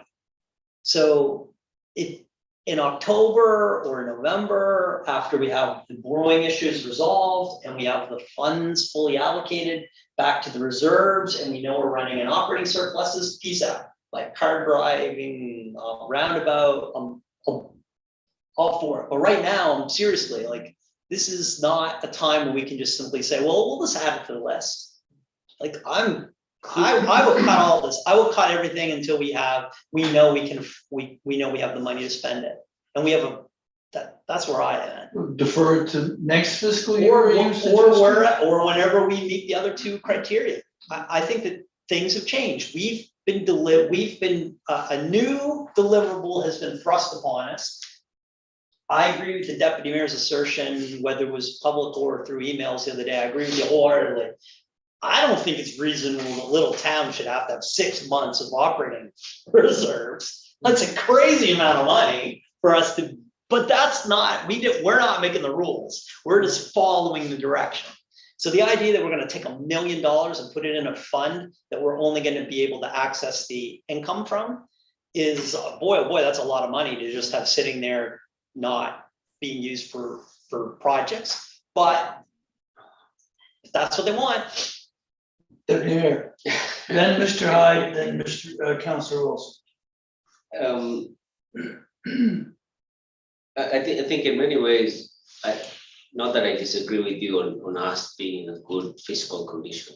I think I agree with that, but I also think that what we're trying to do is ensure that some of those things that are important to us also get done. And so, whilst I share the need for us to get our results up, actually, I don't think we need to get into what the province is saying. They can scream what they want. We just need to get to a result where we are comfortable that at least 3 months of 4 months of costs are paid. That's a comfortable position for a town our size. And we can do that, doesn't have to be by 2024. So if we constrain, so if we think about council has been around for quite a long time, they didn't have this reserve. It's just come upon us. We have some level of money in there. What we need to come up with is a plan to grow that. And maybe if we had that plan, I would probably be saying, well, yeah, maybe we can not even shelve, just think about not spending on some of those because we have a plan. Right now, I don't think we have that plan to grow that reserve. We sort of say we want to grow it, but you're not saying grow it by how much every year. If we had that, we've agreed, well, we want to grow our reserve by X amount every year, and that's a target we're getting at, then this would be, I guess, a more comfortable conversation, because you're saying, well, we've committed to that, that's what we want to do, and let's drive that. And maybe this is the place to come up with that magical number that we can all agree upon, that we'll grow our reserve by this amount, and maybe we have a target of however many years we think about, that by that time we'll have got to, I would say 3 or 4 months, not 6 months. That's 2 months. Thank you, Deputy Mayor. Mr. Hyde, Councillor Wilson, Councillor Carver. Thank you, Mr. Mayor. So, I mean, it's certainly, I think I've probably given rise to some of the concern by saying, here's the province's best practice. What they recommend is that you have 6 month operating reserve. Do all towns have one? Absolutely not. Do most towns have one? I would say not. Rurals, yeah, okay, sure. They have a very easy time building that operating reserve. So, that's the kind of thing that they're saying to us. If you want to be able to make sure that you're not having a payroll crisis, that there's not, the littlest thing comes along and whoa, all of a sudden you're really in trouble. That's why you want to have those things. You want to be prepared. Councillor Carver referenced, can you dip into borrowing for operating? We've never done it. Absolutely, we can. We're allowed to do that. So, there are other strategies. I think, the notion that the province is sort of looking over our shoulder, you mentioned if you've been at the meeting that the mayor and I had with respect to that.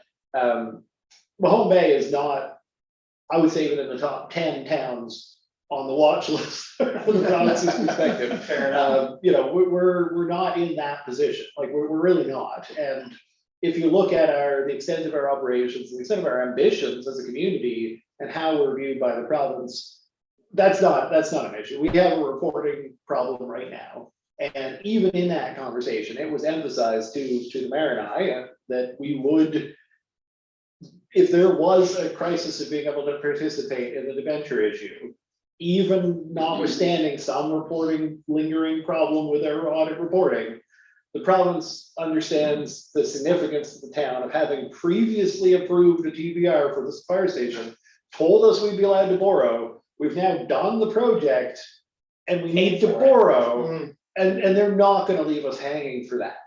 So they want to hold it out over us to get things done. Great, we'll get things done. But it was our, Mark Peck, who was the top guy over there, said, look, if this is the issue, if you needed me to go to the minister, talk about the renewal of that TBR, we understand you're working towards compliance on the reporting. We're not going to purposefully sabotage the town on that basis. So, I think I've probably, by insisting that this is a priority, and I totally agree with Joe, we got to get this resolved. I don't see it as the town's going to face this kind of repercussions. And as far as the cash flow management part, like to the Deputy Mayor's point, do we have to take items out of this year's budget in order to ensure that we have the cash flow? It's usually been a management responsibility to ensure that we have the cash flow. So Ashley and I have to watch closely saying, okay, are we going to run out and do all of these things right now? I mean, things like the engineering design work wouldn't have to start until winter anyway. I certainly won't be making commitments to expend those funds before the current cash flow crunch is resolved. So I think there's a question about, what does council need to do in the budget to reflect how seriously we take our current reporting issue and how seriously that should be reflected in management's cash flow procedures this year. Like, that is a very significant thing. Should it be reflected with a change in budget initiatives, or is it to staff to manage that, like, we're not gonna start doing things we can't pay for? I think that's really the question. Does council need to amend the budget on that basis? Councillor Wilson. Thank you, and that's a great intro to exactly what I was going to say, because although I agree with Councillor Feeney's concerns about the cash situation and so on, my real concern is that this budget has got so much stuff in it, and so many dribs and drabs of projects and things we'd like to do, and initiatives that we have all suggested to staff need to be a priority of some level, that I think it has the likelihood of taking staff's eye off the ball. And the situation we're in now, I mean, we have a situation where, because we weren't in compliance last September, and I guess we still aren't quite there yet, we have issues with the province.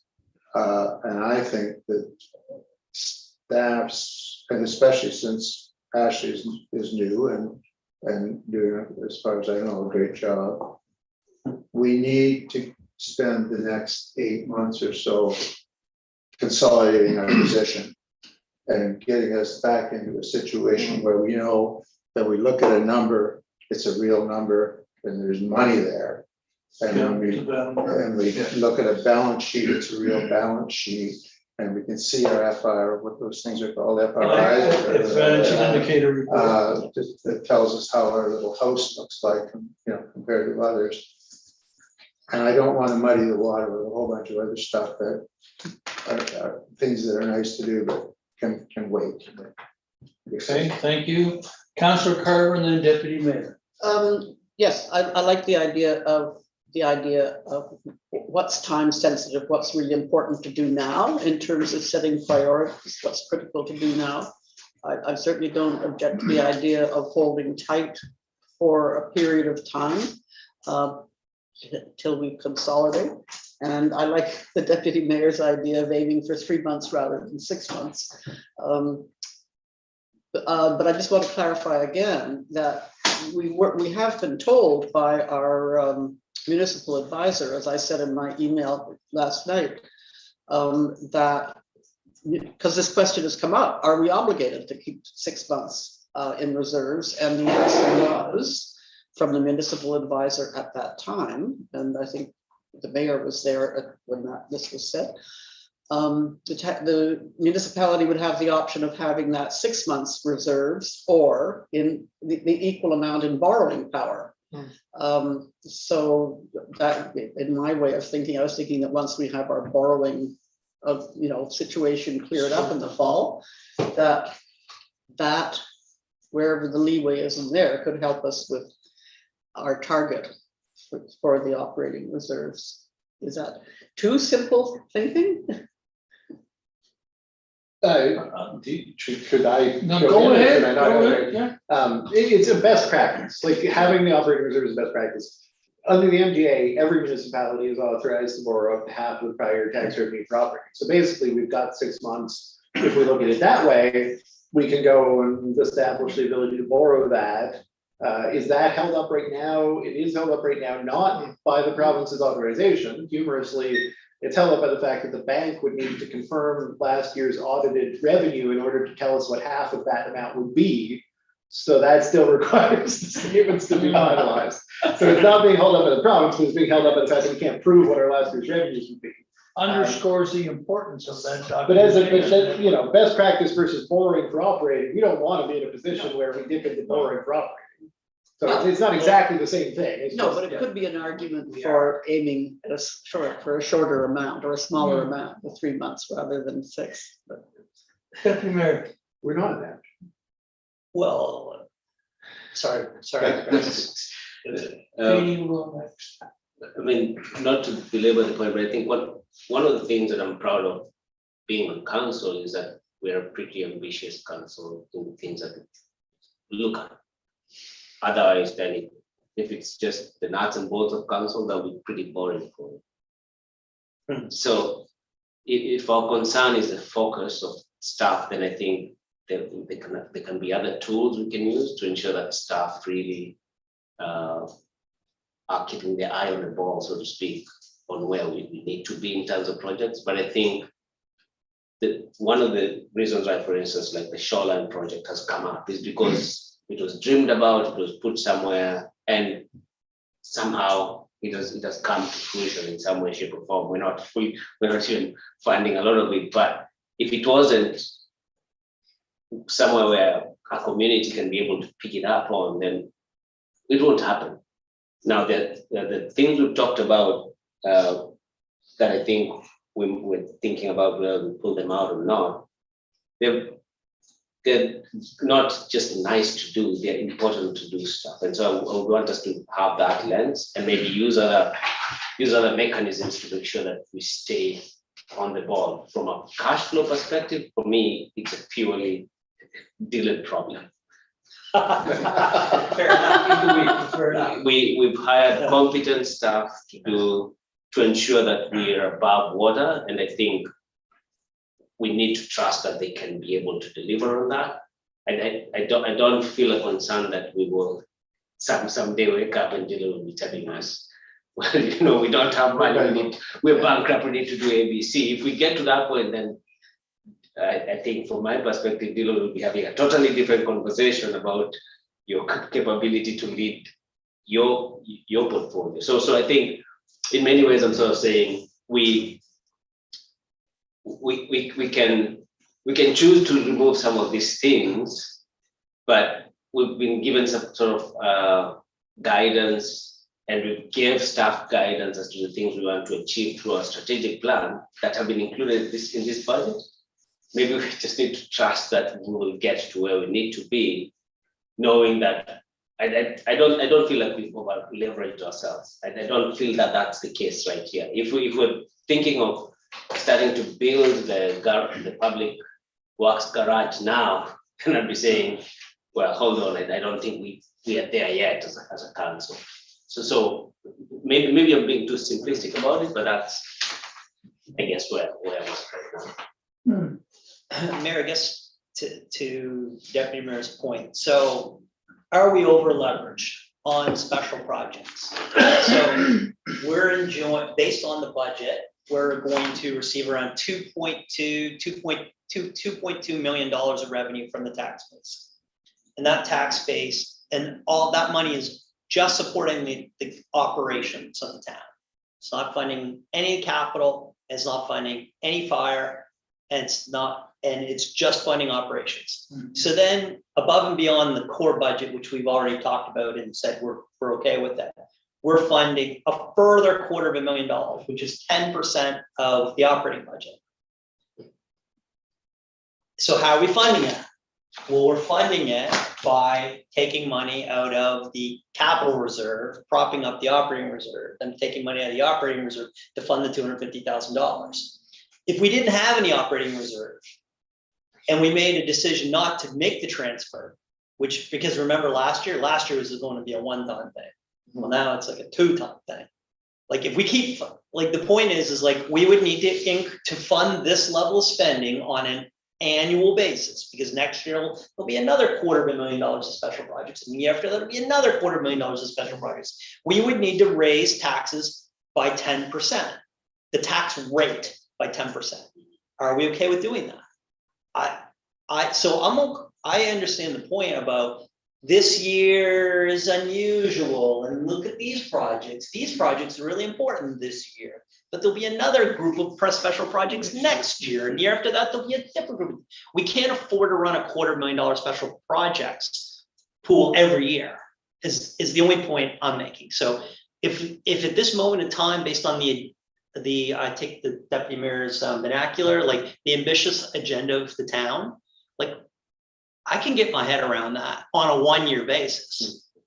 But this isn't sustainable spending. We can't do this every year. No. This is not, So all I'm suggesting is that I'd prefer to only spend 150, but if we have to spend 250, okay. But if we do spend 250, we're gonna have a lower operating reserve next year than we did this year.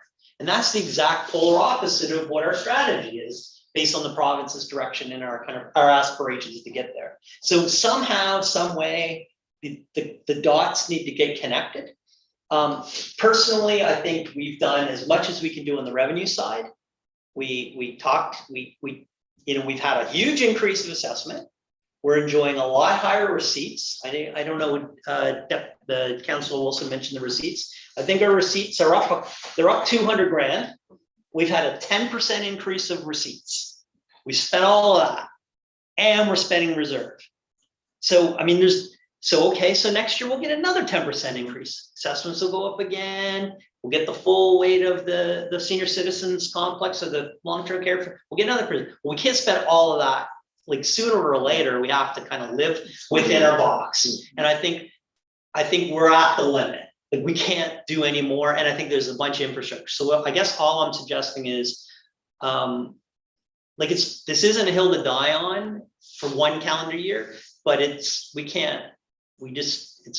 think we can afford to do a whole lot more. So I don't, Dylan, if you're basically saying that based on the timelines, that we're unlikely to spend the 224 anyway, then I think that's the point. I'd take the deputy mayor's guidance on that and we move forward. And I think you're right to say we can't afford to spend $250,000 a year on special operating initiatives.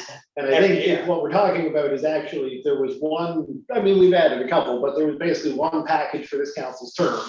We did not do nearly the number of initiatives that were in last year's budget, because most of these were in last year's budget. We're just trying to get that one bump that was this council's ambition done. And it's not an ongoing multi-year expense. I think for the last 2 years, our operating reserve transfer projection did include a number to cover deficit. So for the last 2 years, we actually were prepared to. We didn't have to, we didn't end up needing to. That's why. But we were prepared for a dip in the reserve to cover deficit. That was a COVID measure. That was because council felt we should not increase taxes during COVID. As it turned out, the assessment's grown. We didn't need to. This year, there is nothing in there for covering deficit. So, I think that the story isn't that it's $250,000 every year. I think it's the story is the council had a bucket of operating initiatives and we were going to do them by the end of the term, but they don't all happen in this current year. But that being said, I think it would be fine to update the special initiative sheet to show current year projected operating transfer. So if we know we're only going to spend $5 out of $30,000 on an item, we could show $5 out of $30,000 on the item.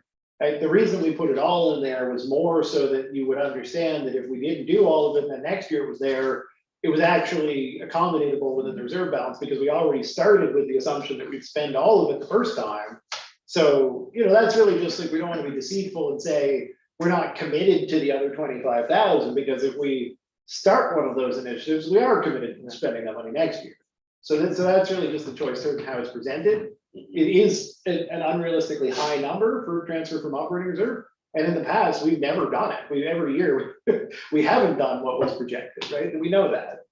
So do we leave it in there in order to paint the clear picture and accept that the reality is we'll spend less than that? I mean, that is the reality. Councilor Wilson. Well, I guess, the world I lived in for many years, the budget was always meant to reflect what we thought was reality. So to Dylan's point, let's reflect what we think is reality. How much do we think we're actually going to spend? Which ones are we going to do and which ones aren't we going to do? Leave the ones out that we aren't going to do. That's what muddies the water and gets us running around in circles, talking about things that aren't even going to exist. And it's A, a waste of time, and B, is I think it can become very confusing to the people who actually have to execute, because they don't really understand what our priorities are. We've got a wish list is this long, but we know in the back of our minds that we're going to get real close because they don't know that. Yeah, I agree that we should be, looking at it realistically. I mean, there's a lot of money in there, and we're not going to be able to do like the car share or whatever. Then let's eliminate that for now, we keep it in the futuristic realities, but The capital budget Yeah. plan for, if we're down the road. you know, But, you know, we have a lot of other, besides these special projects, we've got other capital expenditures that are coming up that are gonna really, you know, hurt too, so. So for the next version of this budget, I think it sounds like there's general consensus that at the very least, if we know that there's operating or capital funding that is included that is not going to occur within this year, then we could break it down to have a column saying future year, and then we'll just include the current year portion in the current year transfer from operating reserve. And there, we already did that with almost all the capital projects. There might be one or two where we could also do that within the capital projects.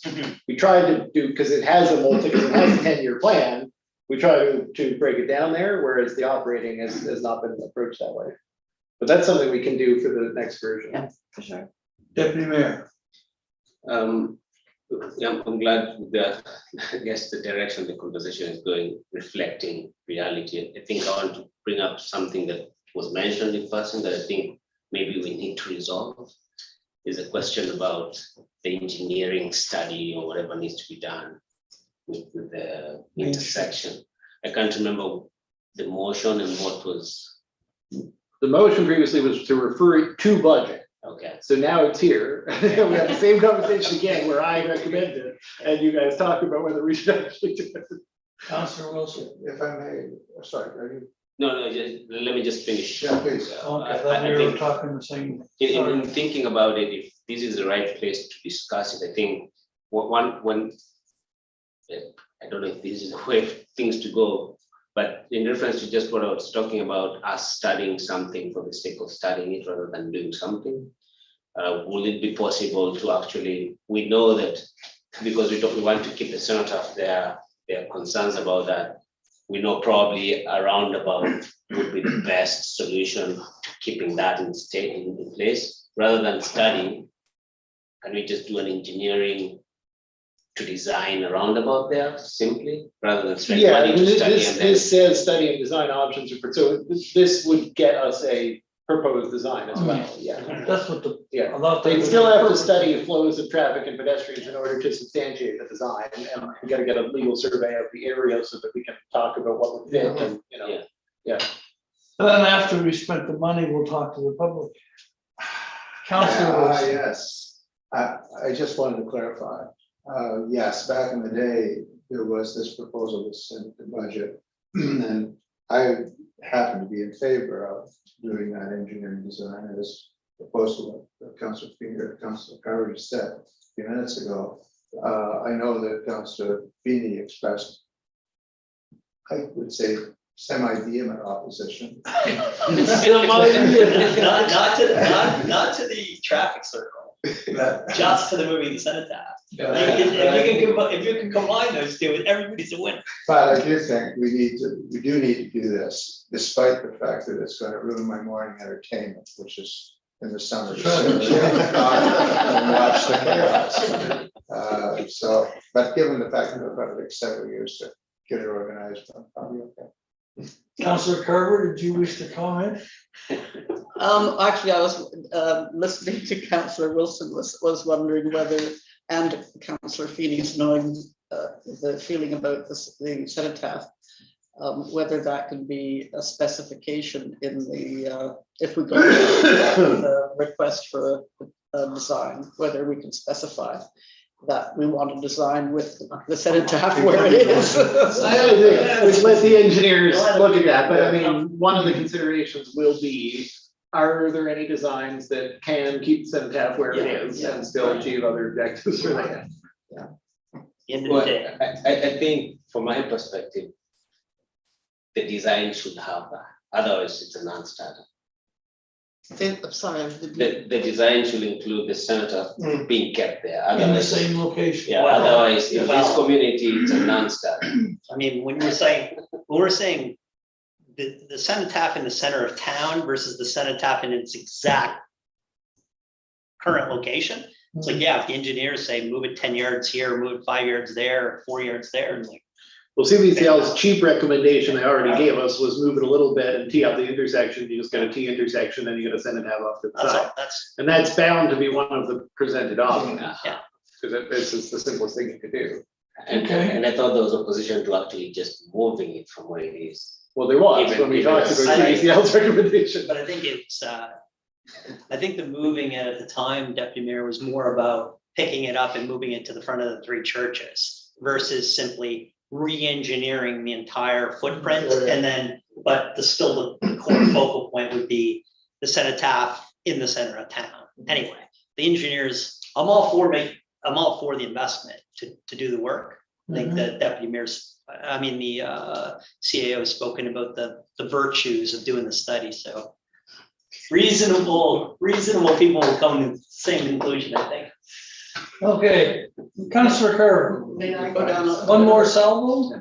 just a little bit of a rabbit hole, which has to do with traffic in that general area. One of the things that happens at the current design of the traffic right there at the intersection is the holdup during busy seasons with traffic going in and out of the service station and Tim's Tim Hortons. drive-through. So that there's a real jam up there, which is quite problematic in terms of traffic flow. So maybe We pretty regularly get complaints from people that people shouldn't be waiting on the street to go into Morgan's. Unfortunately, that's their decision to do that. Like they're violating the Motor Vehicles Act, I think at a certain point, to just sit on the highway, not moving, hoping a line will move off to. If that line goes all the way to the street, you should go around the block or something. Like you should stop and go into the rest. Like it's, the town can't account for people making what I think is a very unsafe decision to just wait there for that line to move. But yeah, we get regular complaints.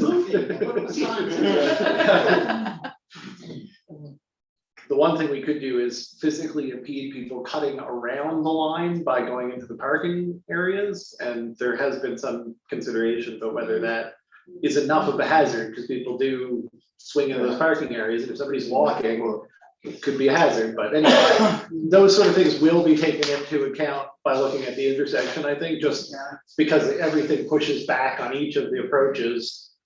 Same thing with the safety issues with the intersection of Orchard, previously identified. You have poor lines of sight, there's a lot of issues there. That's gonna also have to be considered as part of the design of the intersection. Okay, Mayor, that capital projects and special operating, how are we doing? looks We good. done? So I'm just gonna mention one other thing that's gonna appear. in the next- This is great. Just gonna mention one other thing that's gonna appear in the next version of the budget. I hate to have to add another item, we've just been talking about all these engineering studies. I forgot to include the necessary engineering designs, condition assessment study on the wharf. We've known for some time now that there is a need for one, and in fact, over the past winter, we've been following engineers' advice to observe the condition of the wharf. And we are going to need to get that study done. It involves diving, it involves coring out into the wharf itself. It involves a number of different steps to present a real picture of what are we looking at here. So I think that has to be included as a Any thoughts on estimated cost? $20,000. I just May I ask who's suggesting that? so right now, I think we have two options. We either don't allow vessels to be stored on the wharf The this question is fall. who's recommending the study? I guess I am. I don't, we had an engineer. I'll tell you why I asked, because when I first moved to town in 1999, there was a big engineering study done of the wharf and all that same stuff was done. And there was a big hoo-ha, and they said, no more, you can't park a car on the wharf, you can't go anywhere near the wharf, you put up balustrades to prevent people driving out on the wharf. And absolutely nothing was done for about 7 or 8 years, and then suddenly boats are being stored on the wharf. So I would. And then in approximately 2010, 2011, there was another survey done on the wharf, and we were directed to keep boats back from the edge of it by 8 feet, because it was the odor extreme. And then we had a couple of years ago, Mike Kelly's group came in and replaced a lot of the timber on the outward edge Yeah. of the wharf, that theoretically, took care of. I guess all I can say is that last year, observed condition of the western face of the wharf was raised as a concern by users. Staff brought in an engineer, we went and looked at it, and this was just as a quick snapshot. And it was determined that there were certain things, that the bulging out of the western side, that we would have to actually measure over the winter to see how that was going. And measurements have shown a slow but continuing issue. I, in good conscience, need an engineer before, I guess we're gonna get into the same situation of, so who says they can store boats there where we know that there is an observed problem? I don't know what happened over the years. I don't know why money was never invested. I don't know how problems that were determined by one engineer never turned into a problem for another one.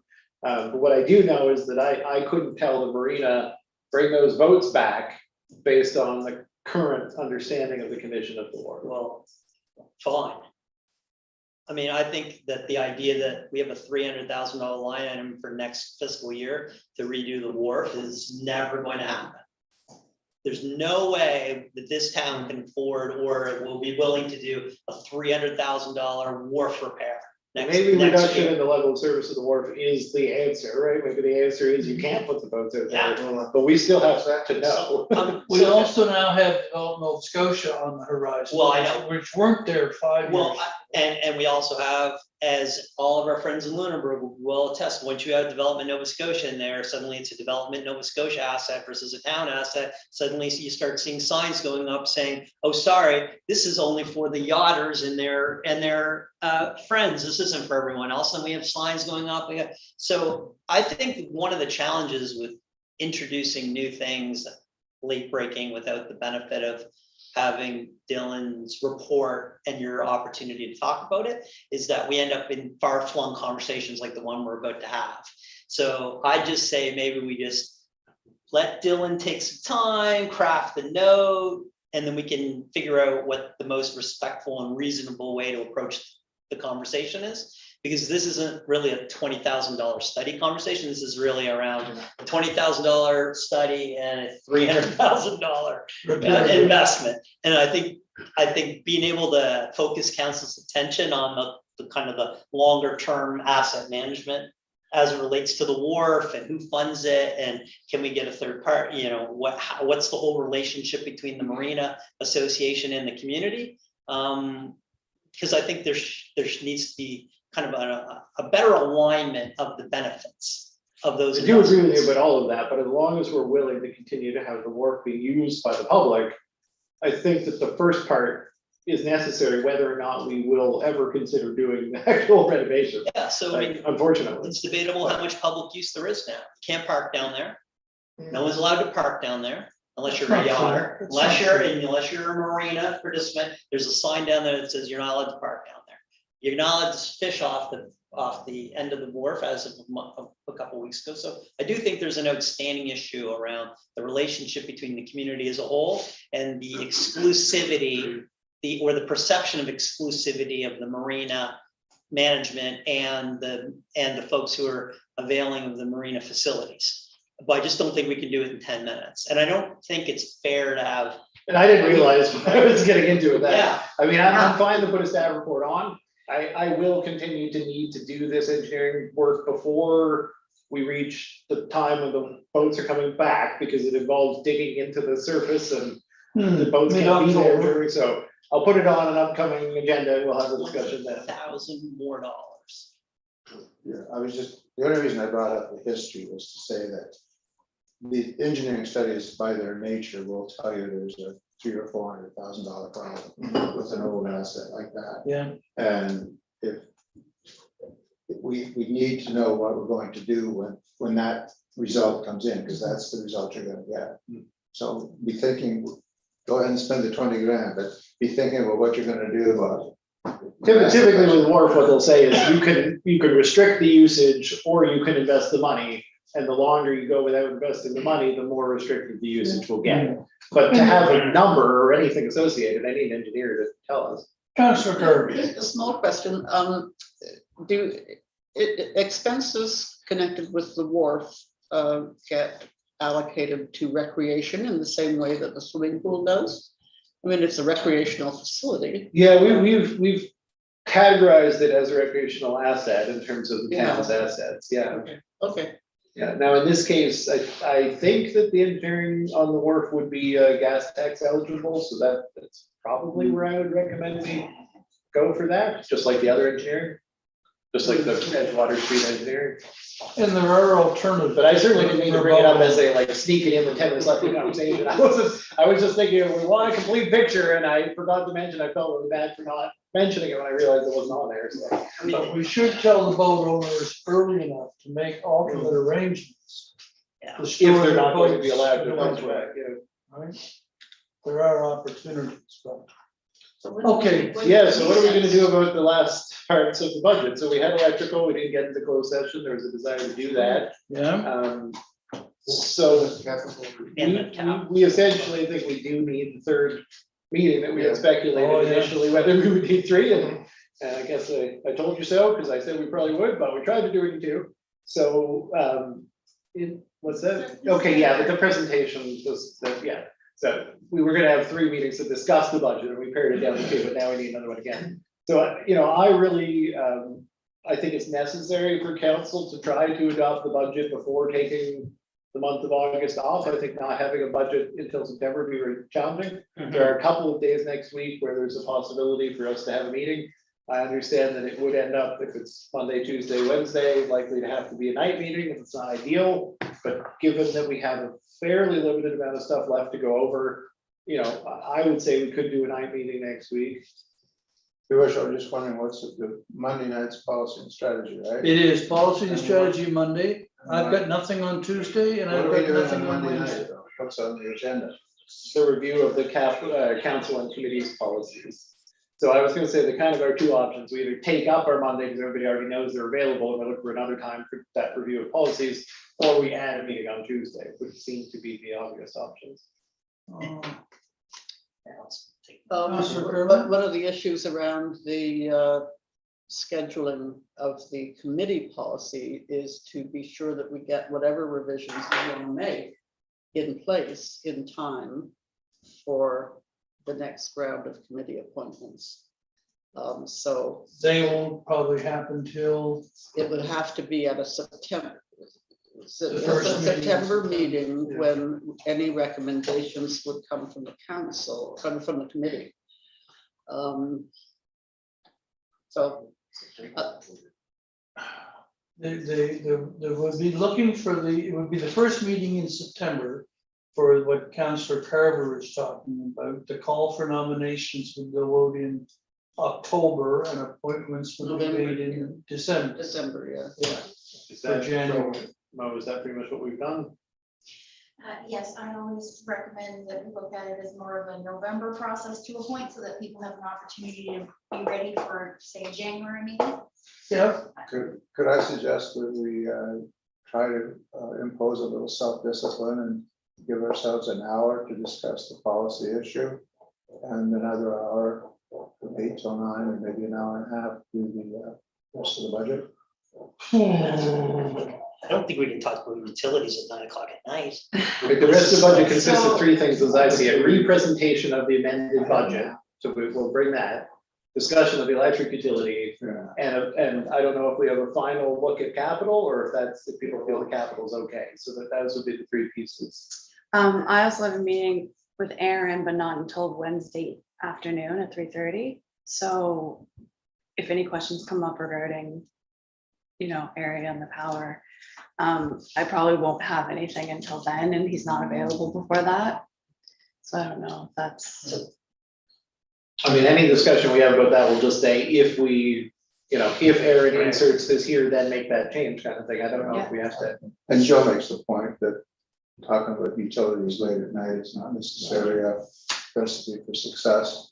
It would be great. if we- what's for the Like, good I stuff? mean, I think we need to frame up, I mean, so in a similar fashion to the water utility discussion, I think all we're going to be able to do really is we're gonna be able to have a conversation about making sure all the council understands the current state of the financial position of the utility, and where we'd be if the budget is approved and comes to fruition.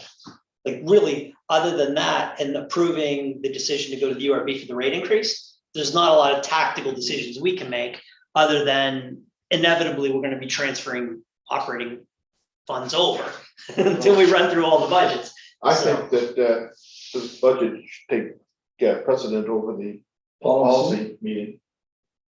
I think we need to get this straightened out and done. You know, the policy one, we can still put to our September meeting I and mean, that makes sense. get But that. if policy goes to the September meeting, and we had resolution that there'd be recommendations to council, which would be the first meeting still in September.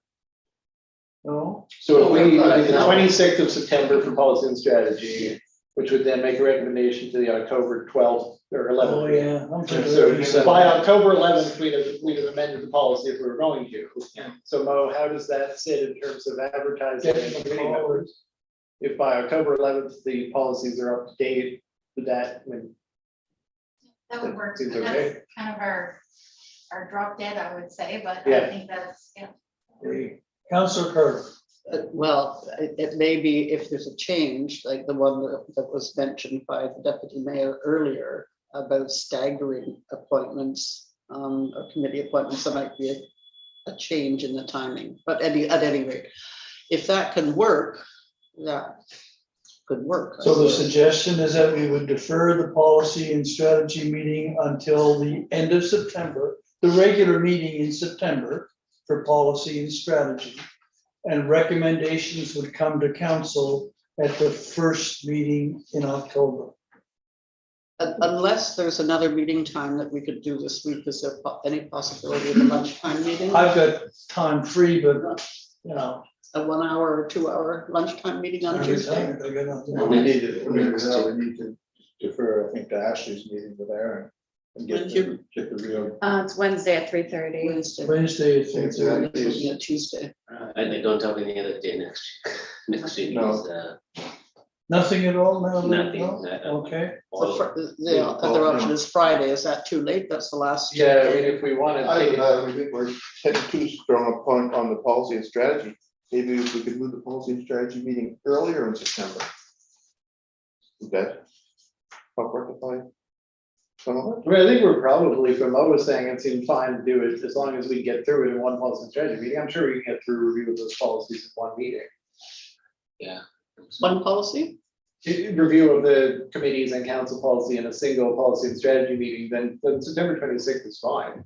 As long as one meeting is going to be enough for that conversation. I don't I think think it's going to be. the worry is that we don't have the buffer time if one meeting isn't enough. I'm going to suggest looking at the September 16th, which is the special council reserved meeting time. Did you already set that for the RCMP contract discussion? We haven't said it, I sent an email, I haven't heard back for, well, one person. So we could bump that and further free up a little bit of space. Policy in there. I mean, that's Friday morning, which is. Monday's Monday. Yeah. So if I may, just by a council motion now, and I realize this can all be adjusted, but it would have to be adjusted. By council motion, the policy, the agenda for policy and strategy on Monday night has been set to include the council policy and the committee policy. And the agenda for the September 26th meeting of the Policy and Strategy Committee has been set to review the video surveillance policy. So yes, all of these things can be changed, and I quite agree with the conversation about prioritizing discussions, but just so we're aware, because I'm actually not going to be here next council. We're pushing everything back. Right, we're just gonna need some. Basically push everything back, yeah. So like September becomes used for the committee's council policies, and then we have both the October. policing things and the surveillance can happen in October. What happens when you're in the busy season? So effectively, what we'd be doing is canceling Monday night's policy and strategy, which I think would automatically shift everything forward. And scheduling a special meeting for Monday night instead, and that would be the budget. And that gives Ashley and I a grand total of 3 hours today and time on Monday to do everything we're talking about, but that's fine, we can do that. As we used to say, there's always evenings and weekends. You know Sunday that. morning, wait now, Legion breakfast is next Sunday. Do we can want all to, go. do we want to try to go like at 6 or 6:30 versus 7 on Monday? I'd really like to not start before 6:30. I mean, we can start at 5, but it's 5, but I'll just, 6:30 is as good as, And what about, I mean, what about starting at 5 I think it's mostly the deputy mayor who has the. or 5:30? And I mean, until that way 9 Dylan- o'clock? No, we're not gonna do it at 9. I mean, we're only gonna need, we're gonna need, Go 2 hours. I mean, I'm not, yeah, I know, we don't want, we really just, so, I mean, there'll be our story and then we'll look at each other and say, well, what's the resolution? We'll look at it, and we only have a few opportunities to solve the problem. It's just really about being in a position to talk about it and Riverport. I can do 5:30. 5:30? And I'll just stay here and not go home for dinner. Yeah, like, 5:30 Monday, And with- 5:30 Monday? and Mayor, I mean, just crack the gavel at somewhere time between 7:30 now, like, it can't be an all-night adventure. One has to eat. One final thing before we leave, is the capital item revenue streams, is that still our current best view of the streams that we're gonna enjoy next year? So, like, are we still post your area meeting, we still good to accept the 96,000 in dividends, that's Yeah. still all, Yeah. that's still So that's all our prior base? year, so that, Yeah, no, we should be still good. a year on is a that year stuff. ahead of us for that. Okay, so that budget's still solid? Yeah. And, okay. And we still think, what do we think about, we still think that transfer tax number is not Conservative. low, is conservative? It's conservative, absolutely, but it can go up, I mean, it's just. We've added, what did we add this morning? We added another 40,000 for Fairmont Street. Couple And extra things. a couple other things. Mhm. Anyway, if you're gonna come back with if we were gonna revisit that number, and then the only other thing we didn't talk about on the revenue stream was, are we okay? Are we gonna keep we're gonna keep infrastructure at 295?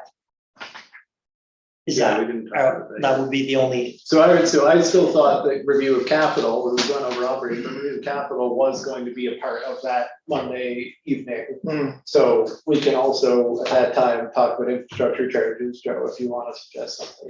That's- I don't know if I want to. So I'm just kind of curious to think, I guess with another robust year in transfer tax, maybe we don't need to. Maybe Moving up we by don't- $4.99.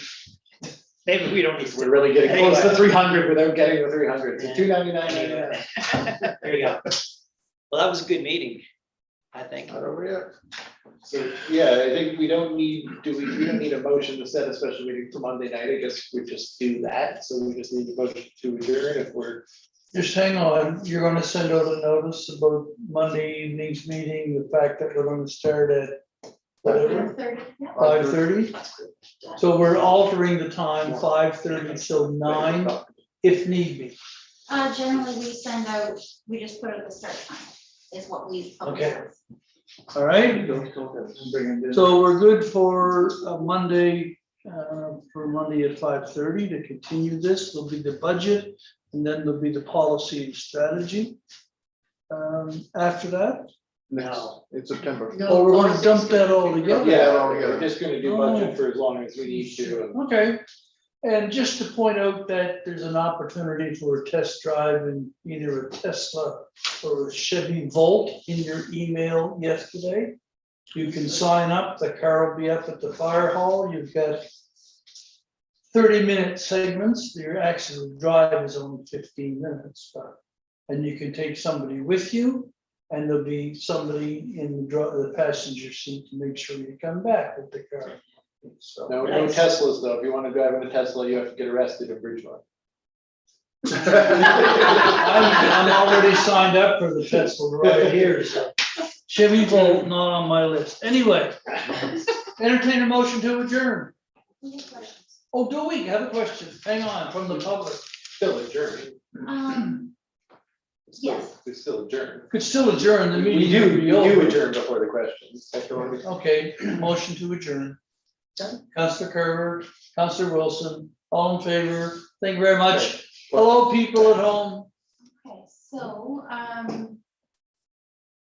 if the demographic is changing, shouldn't recreational assets, brackets pool, be considered for upgrading? Yes, I think that is we what generally we agreed discussed, to. wasn't it? Yeah, that was the one item that there was a lot of support around the table for, to make And sure I that think it the, was the upgraded. usage assessment part, that will also speak to that, so we'll work with the pool society to assess how usage trends are bouncing back from COVID, and hopefully that will be Yeah. informative as well. Okay, and then, what would be the cost analysis for not increasing commercial taxes, brackets, spending, et cetera, notwithstanding those brackets? $6,000. Yeah, that's the difference, of what's been recommended in terms of increases for $6,000. Yeah. Is that it? That's the final question? Yeah. Other questions? Okay, well, At this point, there are only 4.